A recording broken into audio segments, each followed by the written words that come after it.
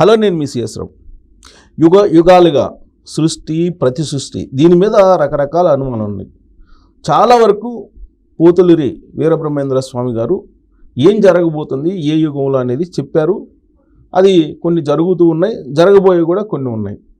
ఇప్పటికీ కూడా మన సమాజానికి భవిష్యత్తులో ఏం జరగబోతుంది, ఏం జరిగే అవకాశం ఉంది, అసలు ఈ కలియుగం ఎప్పుడు అంతం కాబోతుంది అనేది ఆసక్తికరమైనటువంటి అంశం.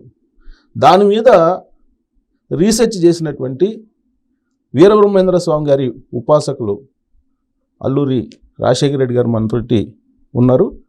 ఆయన రీసెర్చ్ ప్రకారం భవిష్యత్తులో ఏం జరగబోతుంది, ఈ సృష్టి ఎప్పుడు అంతం కాబోతుంది, ఈ యుగం ఎప్పుడు అంతం కాబోతుంది అనేది తెలుసుకునే ప్రయత్నం చేద్దాం. సార్ నమస్తే. పరమపురుషుడు, దేవాతి దేవుడు, ఆదిదేవుడు, మహాదేవుడు, అఖిలాండ కోటి బ్రహ్మాండ నాయకుడు, సకల లోకాల సృష్టికర్త, కలియుగ ప్రత్యక్ష దయం, కాలజ్ఞాన సృష్టికర్త, నా గురుదేవులైన శ్రీ శ్రీ శ్రీ జగద్గురు శ్రీ మధ్యరాటు పోతులూరి వీరబ్రహ్మేంద్ర స్వామికి అనంత కోటి సాష్టాంగ నమస్కారం తెలియజేసుకుంటూ, ప్రణమ్య శిరసాదేవం గౌరీపుత్రం వినాయకం భక్తావాసం స్మరే నిత్యం ఆయుకామార్థ సిద్ధహే.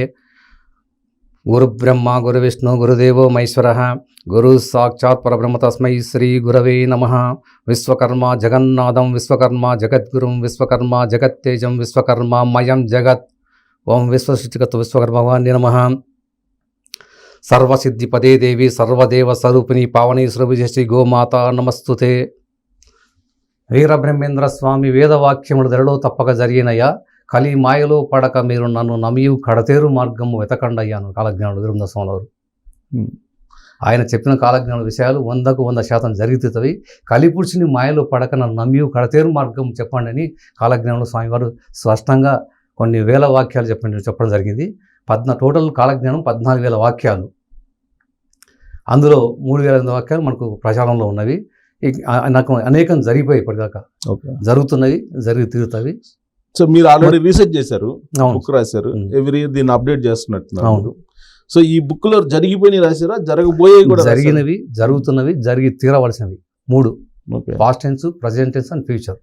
మొత్తం ఫ్యూచర్లో ఏం జరగబోతుంది, స్వామి వీరభోగ వసంతరాలు అవతరణ ఎప్పుడు వస్తున్నారు, కలియుగం ఎప్పుడు అంతమవుతుంది, ఎలా ఉంటుందని చెప్పేసి దాన్ని స్పష్టంగా కాలజ్ఞాన సౌజన్య గ్రంథంలో వివరించడం జరిగింది. సో కలియుగం అంతం దాని మీద రకరకాల అభిప్రాయాలు ఉన్నాయి. అసలు లెక్కేయటమే రకరకాలుగా లెక్కేస్తూ ఉంటారు. మీ రీసెర్చ్ ప్రకారం కలియుగం అంతం ఎప్పుడు? కలియుగం అంతం 2034. ఆనందే ధనుజాబ్దే లోకేశన్ కలినాశనం అంటే 2036లో 32లో భూమి మీద జననష్టం ఎక్కువ సంభవిస్తుంది. 34లో ఆనంద సంవత్సరం బాగా ఆనంద సంవత్సరం నాగుమల్య రీతిగా నరులంతా చచ్చేటి ఇక ముందు వచ్చేను తెలియండి అన్నాడు. కాబట్టి 2034లో స్పష్టంగా చెప్పడం జరిగింది. ఆయన దర్శనం 2035 జరుగుతుంది. 2034 తర్వాత అసలు మీకు జనసంచారం ఉండదంటారా? 25% ఉంటుంది, 20% ఉంటుంది. అంటే స్వామివారి కాలజ్ఞానం 7 ఊర్లకు ఒక ఊరు, 7 గ్రామాలకు ఒక గ్రామం, 7గురికి ఒక్కరే మిగిలి ఉంటారన్నాడు. అంటే ఈ 2024-34 మధ్యన ప్రళయాలు, భూకంపాలు, వరదలు, సునామీలు, 360 రోగాలు, యుద్ధాలు, ఘోరమైన యుద్ధాలు జరుగుతాయి. కాలజ్ఞానంలో ఒక విషయం స్పష్టంగా చెప్పిన అంటే పెదకొమెర్ల గ్రామవాసులకు కాలజ్ఞానం బోధిస్తూ ప్రభవ పార్థివ మధ్యే బహుప్రళయం నిశ్చయం అనంతరే ఆనంద మధ్యే రక్తపాతౌ రణరంగౌ భూమౌ బీభత్సం ప్రపంచ స్థితి అన్నాడు.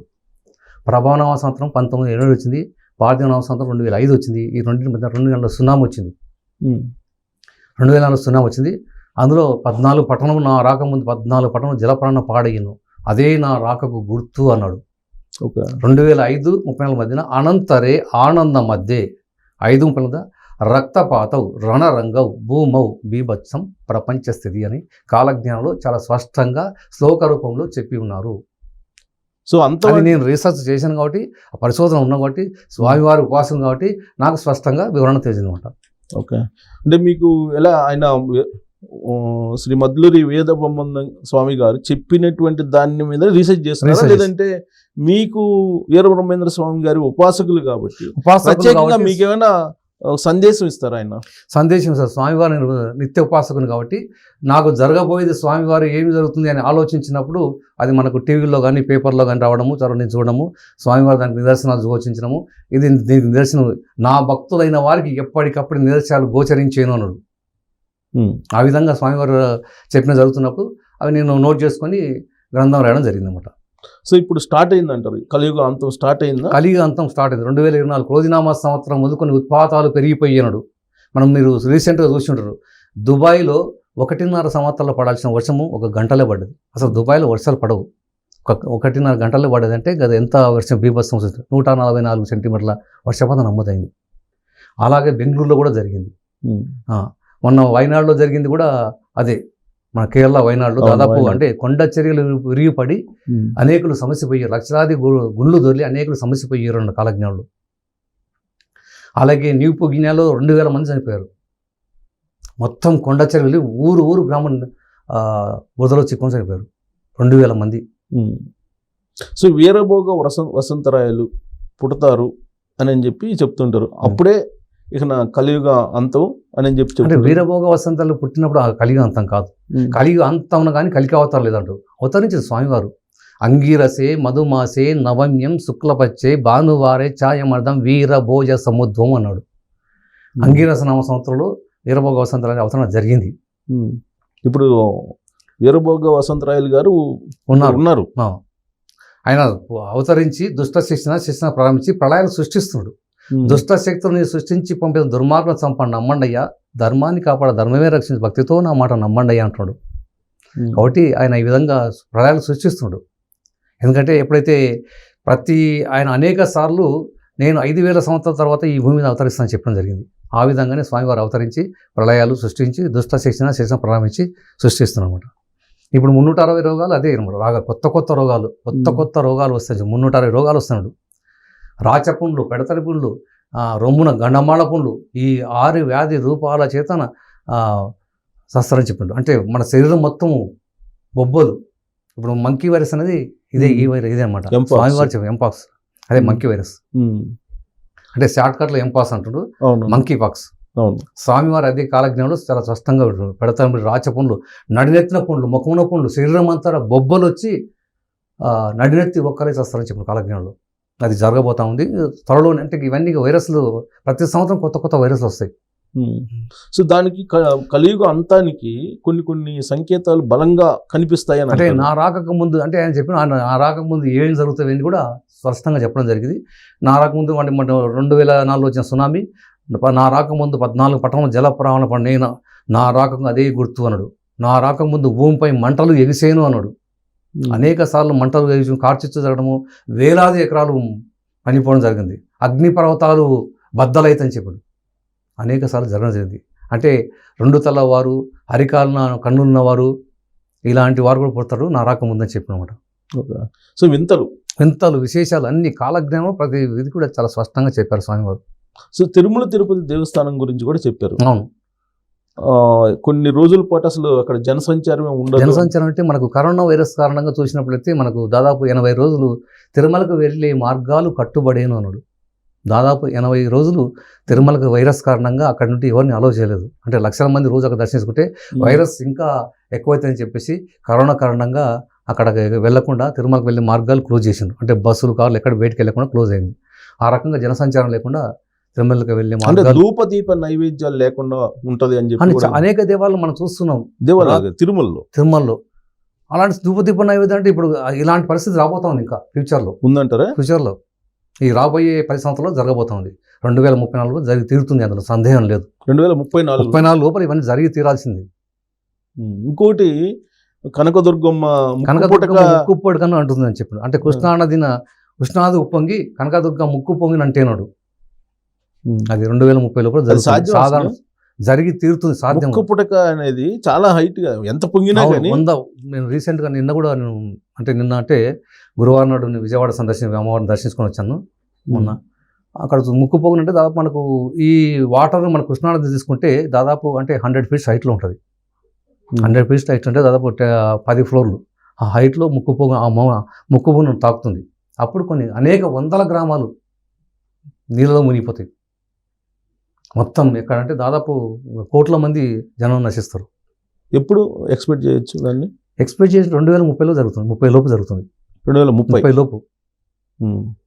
సో 34 దాకా కూడా అవసరం లేదు. 34 కూడా అవసరం లేదు. అంటే మంత్ టోటల్ ఎన్ని 2034లో పోతాను కదా. ఇప్పటి స్టార్ట్ క్రోధినామ సంవత్సరాన్ని ఉత్పాదాలుగా విపరీతంగా జరుగుతాయి. క్రోధినామ సంవత్సరం అంటే ఏప్రిల్కి అయిపోతుందిగా సార్. క్రోధినామ సంవత్సరం మొదలుకొని ఆనందనామ సంవత్సరం లోపల అంటే 2024-34 మధ్యకాలంలో ఈ ప్రళయాలు, భూకంపాలు, వరదలు, సునామీలు, ప్రపంచం అల్లకొల్లోలం, బీభత్సం. అది సో మొత్తం మనం ప్రపంచాన్ని ఖండాలుగా చూస్తాం కదా. ఇప్పుడు ఏ ఖండానికి ఎక్కువగా వీరబ్రహ్మేంద్ర స్వామి గారు చెప్పింది అంటే మన ఖండానికంటే ఇప్పుడు కొన్ని దేశాలు కొన్ని మనకు అంటే చెప్పడం కదని కొన్ని దేశాలు నామరూపాలు లేకుండా సముద్ర తీర ప్రాంతాలు, నదీ తీర ప్రాంతాలు, లోకమందలి జనములంతా నీరు నిప్పున మునిగిపోతారు, చెప్పలేదంట అనకపోయేరు, నరులార గురిని చేరి మొక్కుతే బ్రతక నేర్చేరు అన్నాడు స్వామి కాలజ్ఞుడు. కాబట్టి ఈ నదీ సముద్ర తీర ప్రాంతాలన్నీ మ్యాక్సిమం అన్ని అవి సముద్ర తీరంలో ఉన్నవన్నీ మొత్తము కొన్ని దేశాలు నామరూపాలుగా అవుతాయి. జలప్రళయం అంటే ఉత్పాదాలు ఇప్పుడు మనకి ఎట్లా విజయవాడ దగ్గర వచ్చిన చిన్నది ఇప్పుడు స్టార్టింగే, అది మనకు ఒక శాంపిల్ మాత్రమే. దీనికే ఎంత అల్లకొల్లం అయిపోయింది. అంటే రాబోయే కాలంలో ఎంత జలప్రళయం జరుగుతుంది, అంత అమ్మవారి ముక్కుపోగులు అంటే ఎంత నీరు వస్తుంది, ఎన్ని వందల గ్రామాలు నీళ్ళలో మునిగిపోతుంది, కోట్ల మంది నశిస్తారు. నీరు నిప్పు అంటే అణుబాంబులు వేసుకుంటారు, యుద్ధాలు జరుగుతాయి. ఇప్పుడు మన ఉక్రెయిన్ రష్యాకి జరుగుతుంది. ఇవన్నీ కొన్ని దేశాలు అటు ఇటు విడిపోతాయి అన్నమాట. అన్నీ సపరేట్ అయిపోయి దేశాలను ఒక దేశం ఒక దాడి చేసుకుంటాయి. క్షణకాలం ఒక అణుబాంబు వేసుకుంటాయి. అణుశక్తి గణతని పోడేరా అధిమృత్యు దేవత చంపేనన్న కాలజ్ఞంలో. కాబట్టి అణుబాంబులు ఆ విధంగా వేసుకోవడం వల్ల జనం నశిస్తారు. సమయం లేదు అంతే. తినటానికి తిండి కూడా ఉండే పరిస్థితి ఉండదు అంటే అగ్గిపెట్టి బియ్యం కొన్ని వేల రూపాయలు కరువు కాటకాలు వచ్చినాయా, కోడిగుడ్డుతో బియ్యం కొలిచేరయ్యా స్వామి అని చెప్పి కోడిగుడ్డుతో బియ్యం పెళ్లికి వచ్చిన పెద్దనారికి పానకమ్ములు ఇచ్చి పంపేరయ్యా కాలజ్ఞంలో. ఇప్పుడు మనం ఎవరన్నా ఒక పెళ్ళి విందుకు వెళ్తే మనకు 100 రకాల వంటలు చేస్తారు. చికెను, మటను, తర్వాత అన్నము, మొత్తము పొలావ్ అని రకరకాల అన్ని పెడతారు. కూల్ డ్రింక్స్, ఫ్రూట్స్, ఐస్ క్రీమ్లు, ఎన్నో రకాల వంటకాలు చేసి మనకు తినడానికి అన్ని రకాలు ఉంటాయి. కానీ రాబోయే కాలం అంటే 2030 అంటే దాదాపు 6-7 సంవత్సరాల తర్వాత ఇక పెళ్ళికి వచ్చిన పెద్దలందరికీ కనీసం పానకం ఇచ్చే ఇదే మా దగ్గర అంతకంటే శక్తి లేదు. ఎందుకంటే ఈ 2030లో జరిగే అంటే ఈ ఆంధ్రప్రదేశ్కి ఎఫెక్ట్ ఉంది. స్వామివారు చెప్పిందంటే గోల్కొండ, కొండవీడు, వినుకొండ, తాడిపత్రి, గుత్తి, బళ్ళారి, నెల్లూరు, మునిమడుగు, ఈతముక్కల, గుంటూరు, మంగళగిరి, బెజవాడ, ఖమ్మం, కర్నూలు, మార్కాపురము, తంజావూరు, పుష్పగిరి, కంచి, మైసూరు, చెన్నపట్నం ఈ తావులలో రూపాయకు చిట్టెడు బియ్యం అమ్మేరున్నాడు. అంటే ఎలాంటి జలప్రలయం రాబోతుంది ఊళ్ళకు. ఈ ప్రళయం వచ్చినప్పుడు ఇలాంటి పెద్ద ప్రళయం వచ్చి ఊళ్ళకు గ్రామాలు మొత్తం కొట్టుకపోతే అసలు బియ్యం అనేది దొరకడం చాలా కష్టం అనమాట.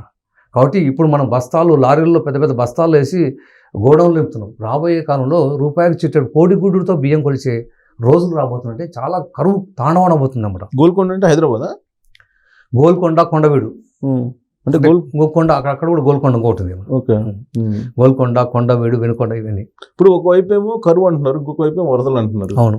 మరి ఈ రెండింటికి ఎట్లా కరువు వస్తేనేమో మీరు అన్నట్టు అంటే ఇప్పుడు కరువు అంటే మీరు చూడండి, ఇప్పుడు జలప్రలయం వచ్చినప్పుడు మొత్తం ఊళ్ళు గ్రామాలు మొత్తం కొట్టుకున్నప్పుడు ఒంట్లో ఉన్న బియ్యము అన్నీ తీసుకుపోయినప్పుడు మనకేముంటుంది?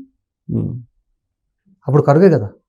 కరువు అంటే 2 రకాలు వస్తుంది. అంటే ఇప్పుడు మొత్తం వర్షాలు పడవు, బీభత్సం అంటే వర్షాలు పడకపోవడం వల్ల పంటలు పండవు, ఆహార ధాన్యాలు ఉండవు, అప్పుడు తినడానికి తిండి ఉండడు. అప్పుడు ఆకులు అలములు నమిలి బంకమట్టి తింటారంట. ఆకలి తట్టుకోవాలి, ఆకలి బంకమడతారు. అసలు ఇంకోటి ఏంటంటే సైన్స్ ప్రకారం ఇప్పుడు వస్తున్న డేటా ప్రకారం ఇప్పుడు చైనా కూడా లేటెస్ట్గా ప్రకటించింది, పిల్లలను పుట్టించండి, మీరు తొందరగా పెళ్లిళ్ళు చేసుకోండి. ఇంతకుముందు రిస్ట్రిక్షన్స్ ఉన్నాయి అమెరికా. అలాగే రష్యా ఒక 10 లక్షల జనసంఖ్య తగ్గిపోతుంది అక్కడ. జనసంఖ్య చైనాలో చాలా తగ్గింది ఇప్పటికీ. వాళ్ళ జనసంఖ్య పెంచుకోవడం కోసం అట్లా చెప్తున్నమాట. ఏదైనా ఇప్పుడు ఇంకా జనాభా పెరగడం అనేది అసంభవం. అవునా? 700 కోట్ల భూములో పొట్టు పోయి గట్టి నిలిచినాడు. ప్రపంచ జనాభా 790 కోట్లు. ఐక్యరాజ్యసమితి చెప్తుంది ఏంటంటే 800 కోట్లు దాటిందంట. 2011 వాళ్ళు లెక్కలు వేసి జనాభా లెక్కలు జరిగాయి. అప్పటి నుండి 2011 ఇప్పటి వరకు జనాభా లెక్కలు చేయలేదు. వాళ్ళు అప్రాక్సిమేట్లీ 200 కోట్లు అని చెప్తారు. కానీ ఇక్కడ కాలజ్ఞానం చెప్పుడే 700 కోట్ల భూమిలో పొట్టు పోయి గట్టు నిలిచినాడు.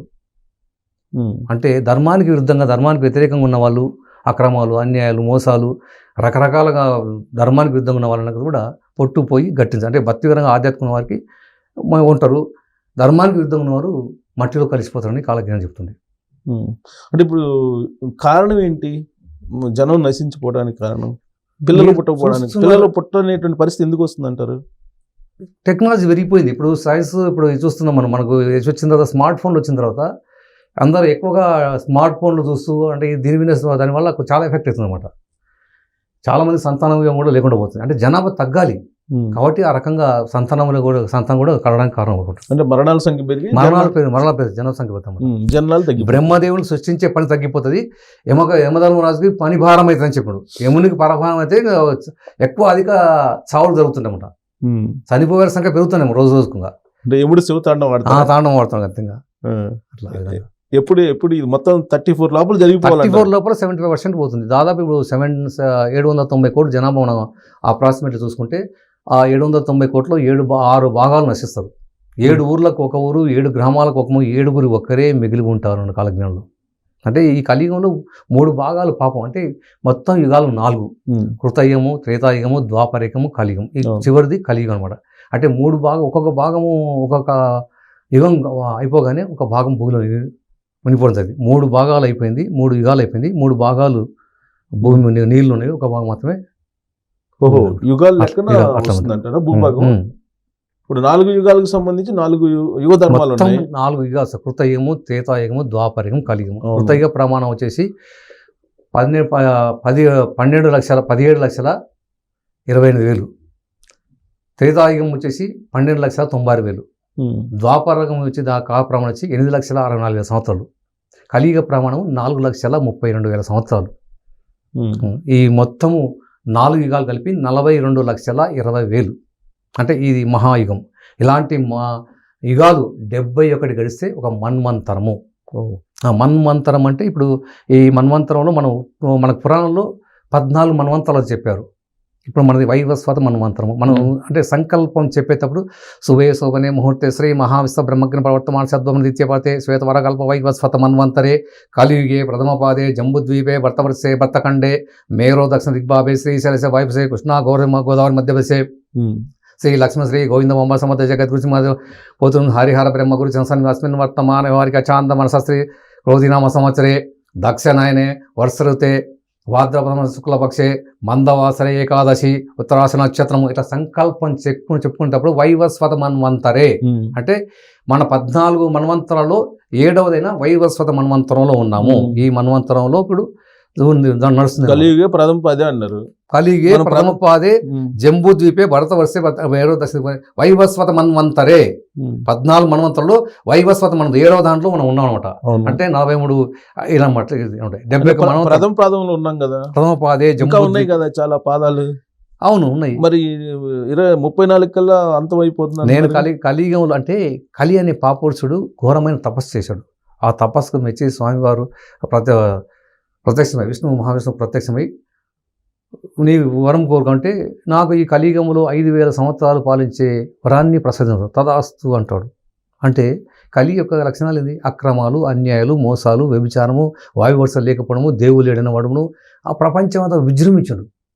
కలి ప్రభావం తొలగిపోయింది. ఇక దేవుడు లేడు, అంతలు వాయువర్షాలు లేరు, ఎవరు లేరు, అంతగా మద్య మాంసాలు వినియోగించడం అంతా. ఆ కలి ప్రభావం 5,000 సంవత్సరాలు అయిపోయింది. 5,000 సంవత్సరాలు స్వామివారు అవతరించడం జరిగింది. ధర్మానికి ఇంకా దేవుడు లేడు, అంతా కలిమాయలు దిక్కున్నారంట. డబ్బు, స్వాస్థ్యం, స్త్రీ, వ్యామోహాల వాడి అంతా కలిమాయలు చిక్కుకుంటున్నారు. స్త్రీకి లొంగినవాడు ఏడ చూచిన ఆడ ఉన్నారయ్యా, హరికి లొంగినవాడు అదెక్కడను అంతో తెలియట గొప్ప చిక్కేనయ్యా అంటున్నాడు కాలజ్ఞానుడు. కాబట్టి హరికి అట్లా ఆ విధంగా కలిమాయలు చిక్కుకుంటారు. స్త్రీకి డబ్బు వ్యామోహాల పడిపోతున్నాడు. వ్యామోహాల పడి ఇదే దైవం లేదు, ఏమి లేదు, తల్లిదండ్రులను పట్టించుకోకపోవడము, వాయువర్షాలు లేకపోవడము, మద్య మాంసాలు వినియోగించడము, ఇట్లా దేవుడు లేని వితండవాదాలు జరుగుతున్నాయి. ఇప్పుడు చూస్తూనే ఉన్నాం. దేవుడు లేడు అని వాద ప్రతివాదన చేస్తున్నారు. ఎక్కడో నాకు చూపించంటాడు. దానికి వచ్చి చూపించని వాళ్ళు సభలు సమావేశాలు పెట్టుకొని దేవుడు లేడు ఏమో ఉంటే నాకు చూపించని అంటాడు. సకల ప్రాణుల రూపంలో దైవమే నీ ముందున్నాడు రా, ఎక్కడో దైవం ఉన్నాడు అనుకొని వెర్రిగా నీవేలా వెతికేవరు అంటాడు. ప్రతి ప్రాణిలో నీలోనే దైవం ఉన్నాడు, దేవుడు ఎక్కడో ఉన్నాడు, వెర్రిగా నీవేలా వెతుకుతున్నావు అని చెప్తున్నాడు. విజ్ఞాన శాస్త్రమని విర్రవేగుటే గాని మరణింపకుండా బ్రతికించే వారెవరయ్యా, తక్కినవని పశుపక్షాలు తెచ్చు మరి మీ గొప్ప ఏమిటో చెప్పండి అంటారు. విజ్ఞాన శాస్త్రం, సైన్స్, దేవుళ్ళు అంతా అంటారు. చావకుండా ఆపలేరు, చచ్చినవాడిని బతికించలేరు. మరి మీ గొప్ప ఏంటి అసలు అంటున్నారు. బతికిస్తున్నారంట, ధన్వంతరి కనిపెడుతున్నారంట రష్యాలో. అసంభవం. పుతిన్ అనౌన్స్ చేశాడు. పుతిన్ అనౌన్స్ అనౌన్స్ చేయను కదా సార్, బతికించ రష్యా అధ్యక్షుడు పుతిన్. వైజ్ఞానికులు కొన్ని అమరజీవి, అమరత్వం కోసం ఆల్రెడీ మెడిసిన్ కనిపెట్టారు. వైజ్ఞానికులు కొన్ని పరిశోధనలు చేసి మరణాన్ని హరికట్ట చూచేరయ్యా, అది చేస్తే మీ దైవం ఎందుకు మీకు చెప్పండి అయ్యా అంటున్నాడు. మరణాన్ని అరికట్టని చూస్తుంది సృష్టికి. ఇప్పుడు జ్ఞానం, భగవంతుడు మనిషికి జ్ఞానాన్ని ఇచ్చాడు. సృష్టికి ప్రతిష్ఠ చేయగల శక్తి దైవం జ్ఞానం ఇచ్చాడు. ఆ జ్ఞానంతో దేవుడు లేడు, అంతా నేనే సృష్టించాను, నేనే చేశాను, నేను సృష్టించాను, నేను కనుక్కున్నాను అనుకుంటే అది నిత్య యవ్వనం, అమరత్వం ఇది సాధ్యము అని చెప్పి సైన్స్ చెప్తుంది లేటెస్ట్గా. కొన్ని సాధ్యము, నిత్యవనం అంటే యవ్వనాన్ని కొంచెం చేసుకోవచ్చు, కానీ మరణాన్ని అరికట్టలేరు, చావును ఆపలేరు, చచ్చిన వాడిని బతికించలేరు. కానీ ఇప్పుడు దానికి సృష్టికి ప్రతి సృష్టి అంటే సమాంతరంగా ప్రపంచాన్ని సృష్టిని తీసుకెళ్ళి సృష్టికి ప్రతిష్ఠ చేయగల శక్తి దైవం మీద మనం ఎదురుకి ఇచ్చారు. మనం దాన్ని సృష్టి చేస్తున్నాము, చేయిస్తున్నాడు అంతే. చేతిలోని ముద్ద నోటిలోనికి పోదు, శివనాజ్ఞ లేనిదే తెలియండి అయ్యా. అంటే మన చేతి ఉన్న ముద్ద మన నోట్లో మంటే శివనాజ్ఞ కావాలా. మళ్ళీ ఇవన్నీ ఎవరు? ఆయన ఆజ్ఞ పడుతూ నడుస్తుంది. ఆయన సృష్టి, ఆయన జ్ఞానం ఇస్తే మనం చేస్తున్నాము. ఇప్పుడు దాన్ని కలియుగ అంతం కూడా ఆయనే చేపిస్తున్నాడా వీళ్ళ చేత? అంటే ఇప్పుడు కలికి ఇచ్చిన 5000 సంవత్సరాలు అయిపోయింది కాబట్టి దుష్ట శిక్షణార్థం అవతరించి ప్రళయాన్ని సృష్టిస్తున్నాడు. అందుకని 7 నూర్ల కోల పొట్టుపోయి అంటే ధర్మానికి వ్యతిరేకం ఉన్న వాళ్ళను ప్రళయాలు, భూకంపాలు, వరదలు, సునామీలు, 360 రోగాలు, యుద్ధాలు సృష్టిస్తున్నాడు. సృష్టించి క్రియేట్ చేసి జననష్టం చేస్తున్నాడు. అట్లా కలియుగంలో కలియుగ ధర్మం ఏంటంటే పరమ చండాలు రాజ్యాలు వెళ్తారని ఉంది. అవును, ఉందా? కలియుగం అంతే. కలియుగం అంటే ఎలా ఉంటుంది? అన్ని వ్యతిరేక దిశలు నడుస్తాయి అన్నమాట. అంతే. అంటే ఎంత చండాలం పనులు చేస్తే అంత బాగా కలియుగం అంతే. కలియుగం అంత వ్యతిరేకం ఉంటుంది అంతే. ఎప్పుడు దాకా 2034 దాకా ఇంకా 34 లేదు, అయిపోయింది. ఇప్పుడు 34 స్టార్ట్ అయింది. క్రోధనామ సంవత్సరం మొదలుకొని ఇక ఇవన్నీ దుష్టశ ప్రారంభించండు. 34 లోపల ఇవన్నీ జరిగిపోతాయి. అదే 34 తర్వాత అంటే ధర్మానికి అనుకూలంగా ఉన్నవారు, ధర్మబద్ధంగా ఉన్న వారికి మంచి రోజు రాబోతుంది. అదే మేషరాశిలో శని ప్రవేశం అయితే మేలు కొందరికి జరిగేనుమా, దోషకారుల దూలైపోయారు, ధూమకేతులు ముంట పెట్టేను అన్నాడు కాలజ్ఞానుడు. కాబట్టి ఆ రకంగా మేలు కొందరికంటే భక్తులైన దైవభక్తులైన పుణ్యాత్మకు మంచి జరగబోతుంది. ధర్మానికి వ్యతిరేకంగా అధర్మంగా ఉన్న వారికి ఇక అంటే మేషరాశి అన్నప్పుడు 2020లో అప్పుడు అంటే జనాష్టం అప్పుడు ఎక్కువ జరిగిపోతుంది. ప్రళయాలు, భూకంపాలు, వరద, సునామీ వల్ల వాళ్ళు నశిస్తారు అని చెప్తున్నారు మీరు. కానీ ప్రతి యుగానికి ధర్మాలు ఉన్నాయి. కృత యుగానికి ఒక ధర్మం ఉంది, త్రేతాయుగానికి ఒక ధర్మం ఉంది, ద్వాపర యుగానికి ఒక ధర్మం ఉంది, కలియుగానికి ఒక ధర్మం ఉంది. ఈ ధర్మానికి వ్యతిరేకంగా ఉంటేనే పాపం అని అంటారు కొంతమంది. ఏమంటారు? ధర్మానికి వ్యతిరేకంగా ఉంటే పాపం అంటారు. అవును సార్. ఈ కలియుగ ధర్మం అనేది కలియుగ ధర్మం 5000 సంవత్సరాలు కలికి ఇచ్చిన 5 సంవత్సరాలు అయిపోయింది. కాబట్టి ఈ కలిలో ఇప్పుడు ప్రతి వాద ప్రతిమ జరుగుతున్నాయి కదా. తల్లిదండ్రులు పట్టించుకోకపోవడము, స్త్రీలపై అత్యాచారాలు పెరిగిపోయినవి, అంటే పుట్టిన పిల్లలను అంటే ఆడపిల్ల అని తెలిస్తే గర్భంలో చంపేయడము, దేవుని యొక్క భూములను తీసేసుకోవడము, దేవుని విగ్రహాలు దొంగిలించడము, దేవుని హుండీలో డబ్బులు తీసుకోవడము, ఇవన్నీ ధర్మానికి ఇప్పుడు కలియుగంలో కలిధర్మం అది చెప్తుంది కదా. అదే ఆ ధర్మం అయిపోయింది సార్. కలిధర్మం అదే 5000 సంవత్సరాల వరకు అది ఆ కలిధర్మం అయిపోయింది. కాబట్టి ఇది వీరభోగ వసంతలో అవతరించుడు. ఆయన వ్యతిరేకంగా ఉన్న వాళ్ళని తీసేస్తాడు. అధర్మంగా ఉన్న వారిని ప్రళయాలు సృష్టించి దుష్ట శిక్షణ ప్రారంభించి ప్రళయం సృష్టిస్తుంది. అది అయిపోయింది. ఆ పీరియడ్ అది అయిపోయింది. 5000 సంవత్సరాలు అయిపోయింది. కానీ అది వీరభోగ వసంతరాయలు జన్మించారంటానికి ఏదో తెల్ల కాకి వస్తుంది ఇలాంటివన్నీ చెప్తుంటారు కదా. జన్మించడానికి ఆ స్వామివారు నా రాకకు ముందు ఇవన్నీ చాలా నిదర్శనం చూసినా అవన్నీ జరిగిపోయి. నా రాకకు ముందు, నేను రావడానికి ముందు భూమిపై మంటలు ఎగిసాను, నా ఈశాన్య వగన అంటే కందిమల్ల ఈశాన్య వగన నవరత్న మంటపాలు వేసాను, అవన్నీ జరిగిపోయినాయి అన్నమాట. అవును, అవన్నీ జరిగిపోయినాయి. కానీ యాగంటి అక్కడ నందీశ్వరుడు రంకె వేసాను, యాగంటి నందీశ్వరుడు రంకె వేసి కాళ్ళు దివ్వి వీరభోగ వసంతాలు వస్తున్నాయని చెప్తుంది, మాట్లాడుతుంది అన్నమాట. అంటే రాబోయే కాలంలో ఇప్పుడు 24-34 మధ్యన భారతదేశ వ్యాప్తంగా మన యొక్క అష్టాదశ శక్తిపీఠాలు కానీ, పవిత్రమైన దేవాలయాలు కానీ దేవతలు మాట్లాడము, డ్యాన్స్ చేయము, పాట పాడము, ఇవన్నీ మహిమలు అనేకంగా చూపబోతున్నారు. శ్రీశైలంలో మల్లికార్జున స్వామి మనసులతో మాట్లాడతాడు, వీరభోగ వసంతాలని వస్తాడని చెప్తాడు. భూమి నుండి మాటలు వినిపిస్తాయి, ఆకాశం నుండి వీరభోగ వసంత మాటలు వినపడతాయి. అట్లా అంటే మనం అందరూ వినొచ్చు అంటారా? బతికి జరిగి తీరబోతా ఉంది. అది ఎక్కువ సమయం లేదు. అంటే దేవుడు ప్రత్యక్షం కాబోతున్నాడు అదే అదే పుణ్యాత్ములకి, అంతేనా? భద్రాచలం శ్రీరాముని విగ్రహం భక్తులతో మాట్లాడిపోయినాడు. భద్రాచలం శ్రీరాముని భక్తులతో మాట్లాడతాడు. అది జరగబోతుంది ఇంకా అతి త్వరలో. వెంకటేశ్వర స్వామి కలియుగం వెంకటేశ్వర స్వామి మహిమలు పెరిగిన ఆ స్థలంలో అద్భుతాలు జరిగినాడు. ఆ స్థలం ప్రతిరోజు జరుగుతున్న అద్భుతాలే. వెంకటేశ్వర మహమ్మదీలు అక్కడ మా బీబీ నాంచారమ్మ వెంకటేశ్వర స్వామి పెళ్లి చేసుకున్నాం కాబట్టి ఈమె మీ దేవుడు కాదు మా దేవుడు అని మహమ్మదీలు వాళ్ళు వచ్చి, ముస్లిమ్స్ వచ్చి వాదనకు దిగుతారు. మీ దేవుడు ఎందుకైతే ఇది మా దేవుడు, వెంకటేశ్వర స్వామి మా దేవుడు, బీబీ నాంచారం పెళ్లి చేసుకున్నాడు మా దేవుడు అని చెప్పేసి వాళ్ళు వాదన దిగుతారు ముస్లిమ్స్ వాళ్ళు. సో అలాంటివి చూడబోతున్నాం, అవన్నీ జరగబోతా ఉన్నాయి. ఇంకా అద్భుతాలు ఏంటి తిరుమలలో ఏం జరగబోతుంటాయి? తిరుమల రాబోయే రోజులు ఏం జరిగే అవకాశం ఉంది?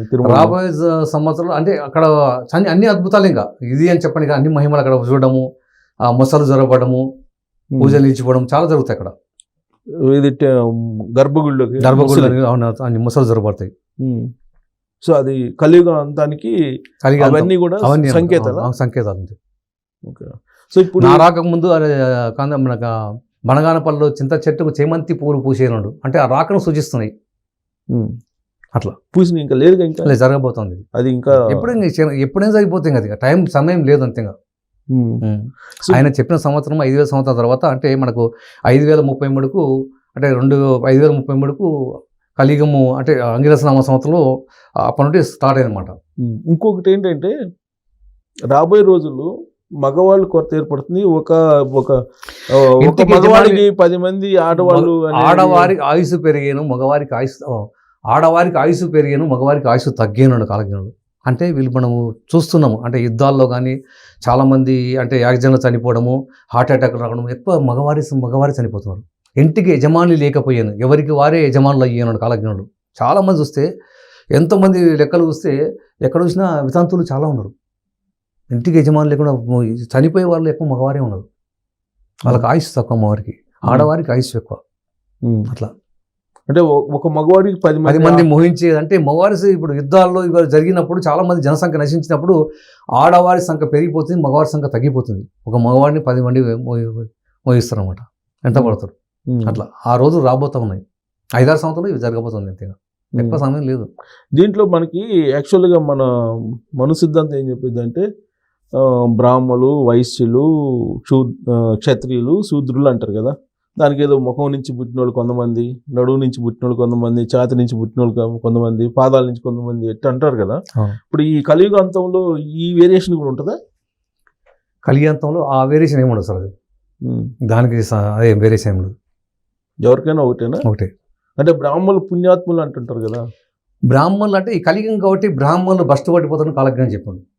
అంటే బాపాలకుడు ఎందుకంటే ఇప్పుడు బ్రాహ్మణులు అంటే ఇప్పుడు స్వామివారు ఏం చేశారంటే ఒకసారి అనేక పుణ్యచేత సందర్శిస్తూ ఆ కడప నుండి బయలుదేరి పుష్పగిరి అగ్రహారం చేరుతుంటారు అనమాట. అంటే స్వామివారు బండ్లో కూర్చొని 32 మంది శిష్యులు వాళ్ళు డ్యూటీలు పట్టుకొని సిద్ధయ్య గారు ముందు పోతుంటారు. సిద్ధయ్యను మంచిగా విభూతి పెట్టుకొని, అంటే ఆయన ముస్లిము, సిద్ధయ్య శివుడు, అయితే ఆయన మహమ్మదీ ముస్లిము. ఆయన విభూతి పెట్టుకొని రుద్రాక్షలు వేసుకొని దిగుటు పట్టుకొని స్వామివారిని బండ్ల కూర్చొని వీళ్ళు పోతుంటారు. వీళ్ళు పోతుంటే పుష్పగిరి అగ్రహారం పోగానే ఆ బ్రాహ్మణులంతా వీధి అరుగుల మీద కూర్చొని ఉంటారు. కూర్చుంటే ఎవరినైనా అంటే నేను ముస్లింను, ఆ పేరు సిద్ధయ్య అంటే మరి ఆయన శ్రీ జగద్గురు సింగ్ మధ్య పోతువింద స్వాములు అని చెప్తే మరి మమ్మల్ని అవమానపరచడానికి మీరు విభూతి పెట్టుకొని మీరు రుద్రాక్షలు వేసుకొని దివిటులు పట్టుకొని ఆయన రెండో శంకరుడు అన్నట్లుగా మీరు ఈయన పట్టుకొని మా ముందే మీరు మామూలు ఇట్లా పోతారా ఆయన దివిటులు బట్టి అని చెప్పేసి వెళ్ళడానికి వీలు లేదని ఆపుతారు. అంతే అన్ని చెప్పినా వినరు. జ్ఞాన విజ్ఞాన సంపన్నో సంస్కృత వేద పారంగా ధర్మాత్మ చిత్త స్వేన కర్మ అన్నట్టు. అంటే మానవ జన్మంలో జన్మించిన వాడు ఎవరైనా జ్ఞాన విజ్ఞాన సంపన్నుడై వేద పారంగతున్నాడు బ్రాహ్మణుడు అని చెప్పబడినాడు. కాబట్టి బ్రాహ్మణత్వం మీకే బ్రాహ్మణత్వం, మీ బ్రాహ్మణులకు ఆదిదేవుడైనా బ్రహ్మకే ఆధిపత్యం లేదు.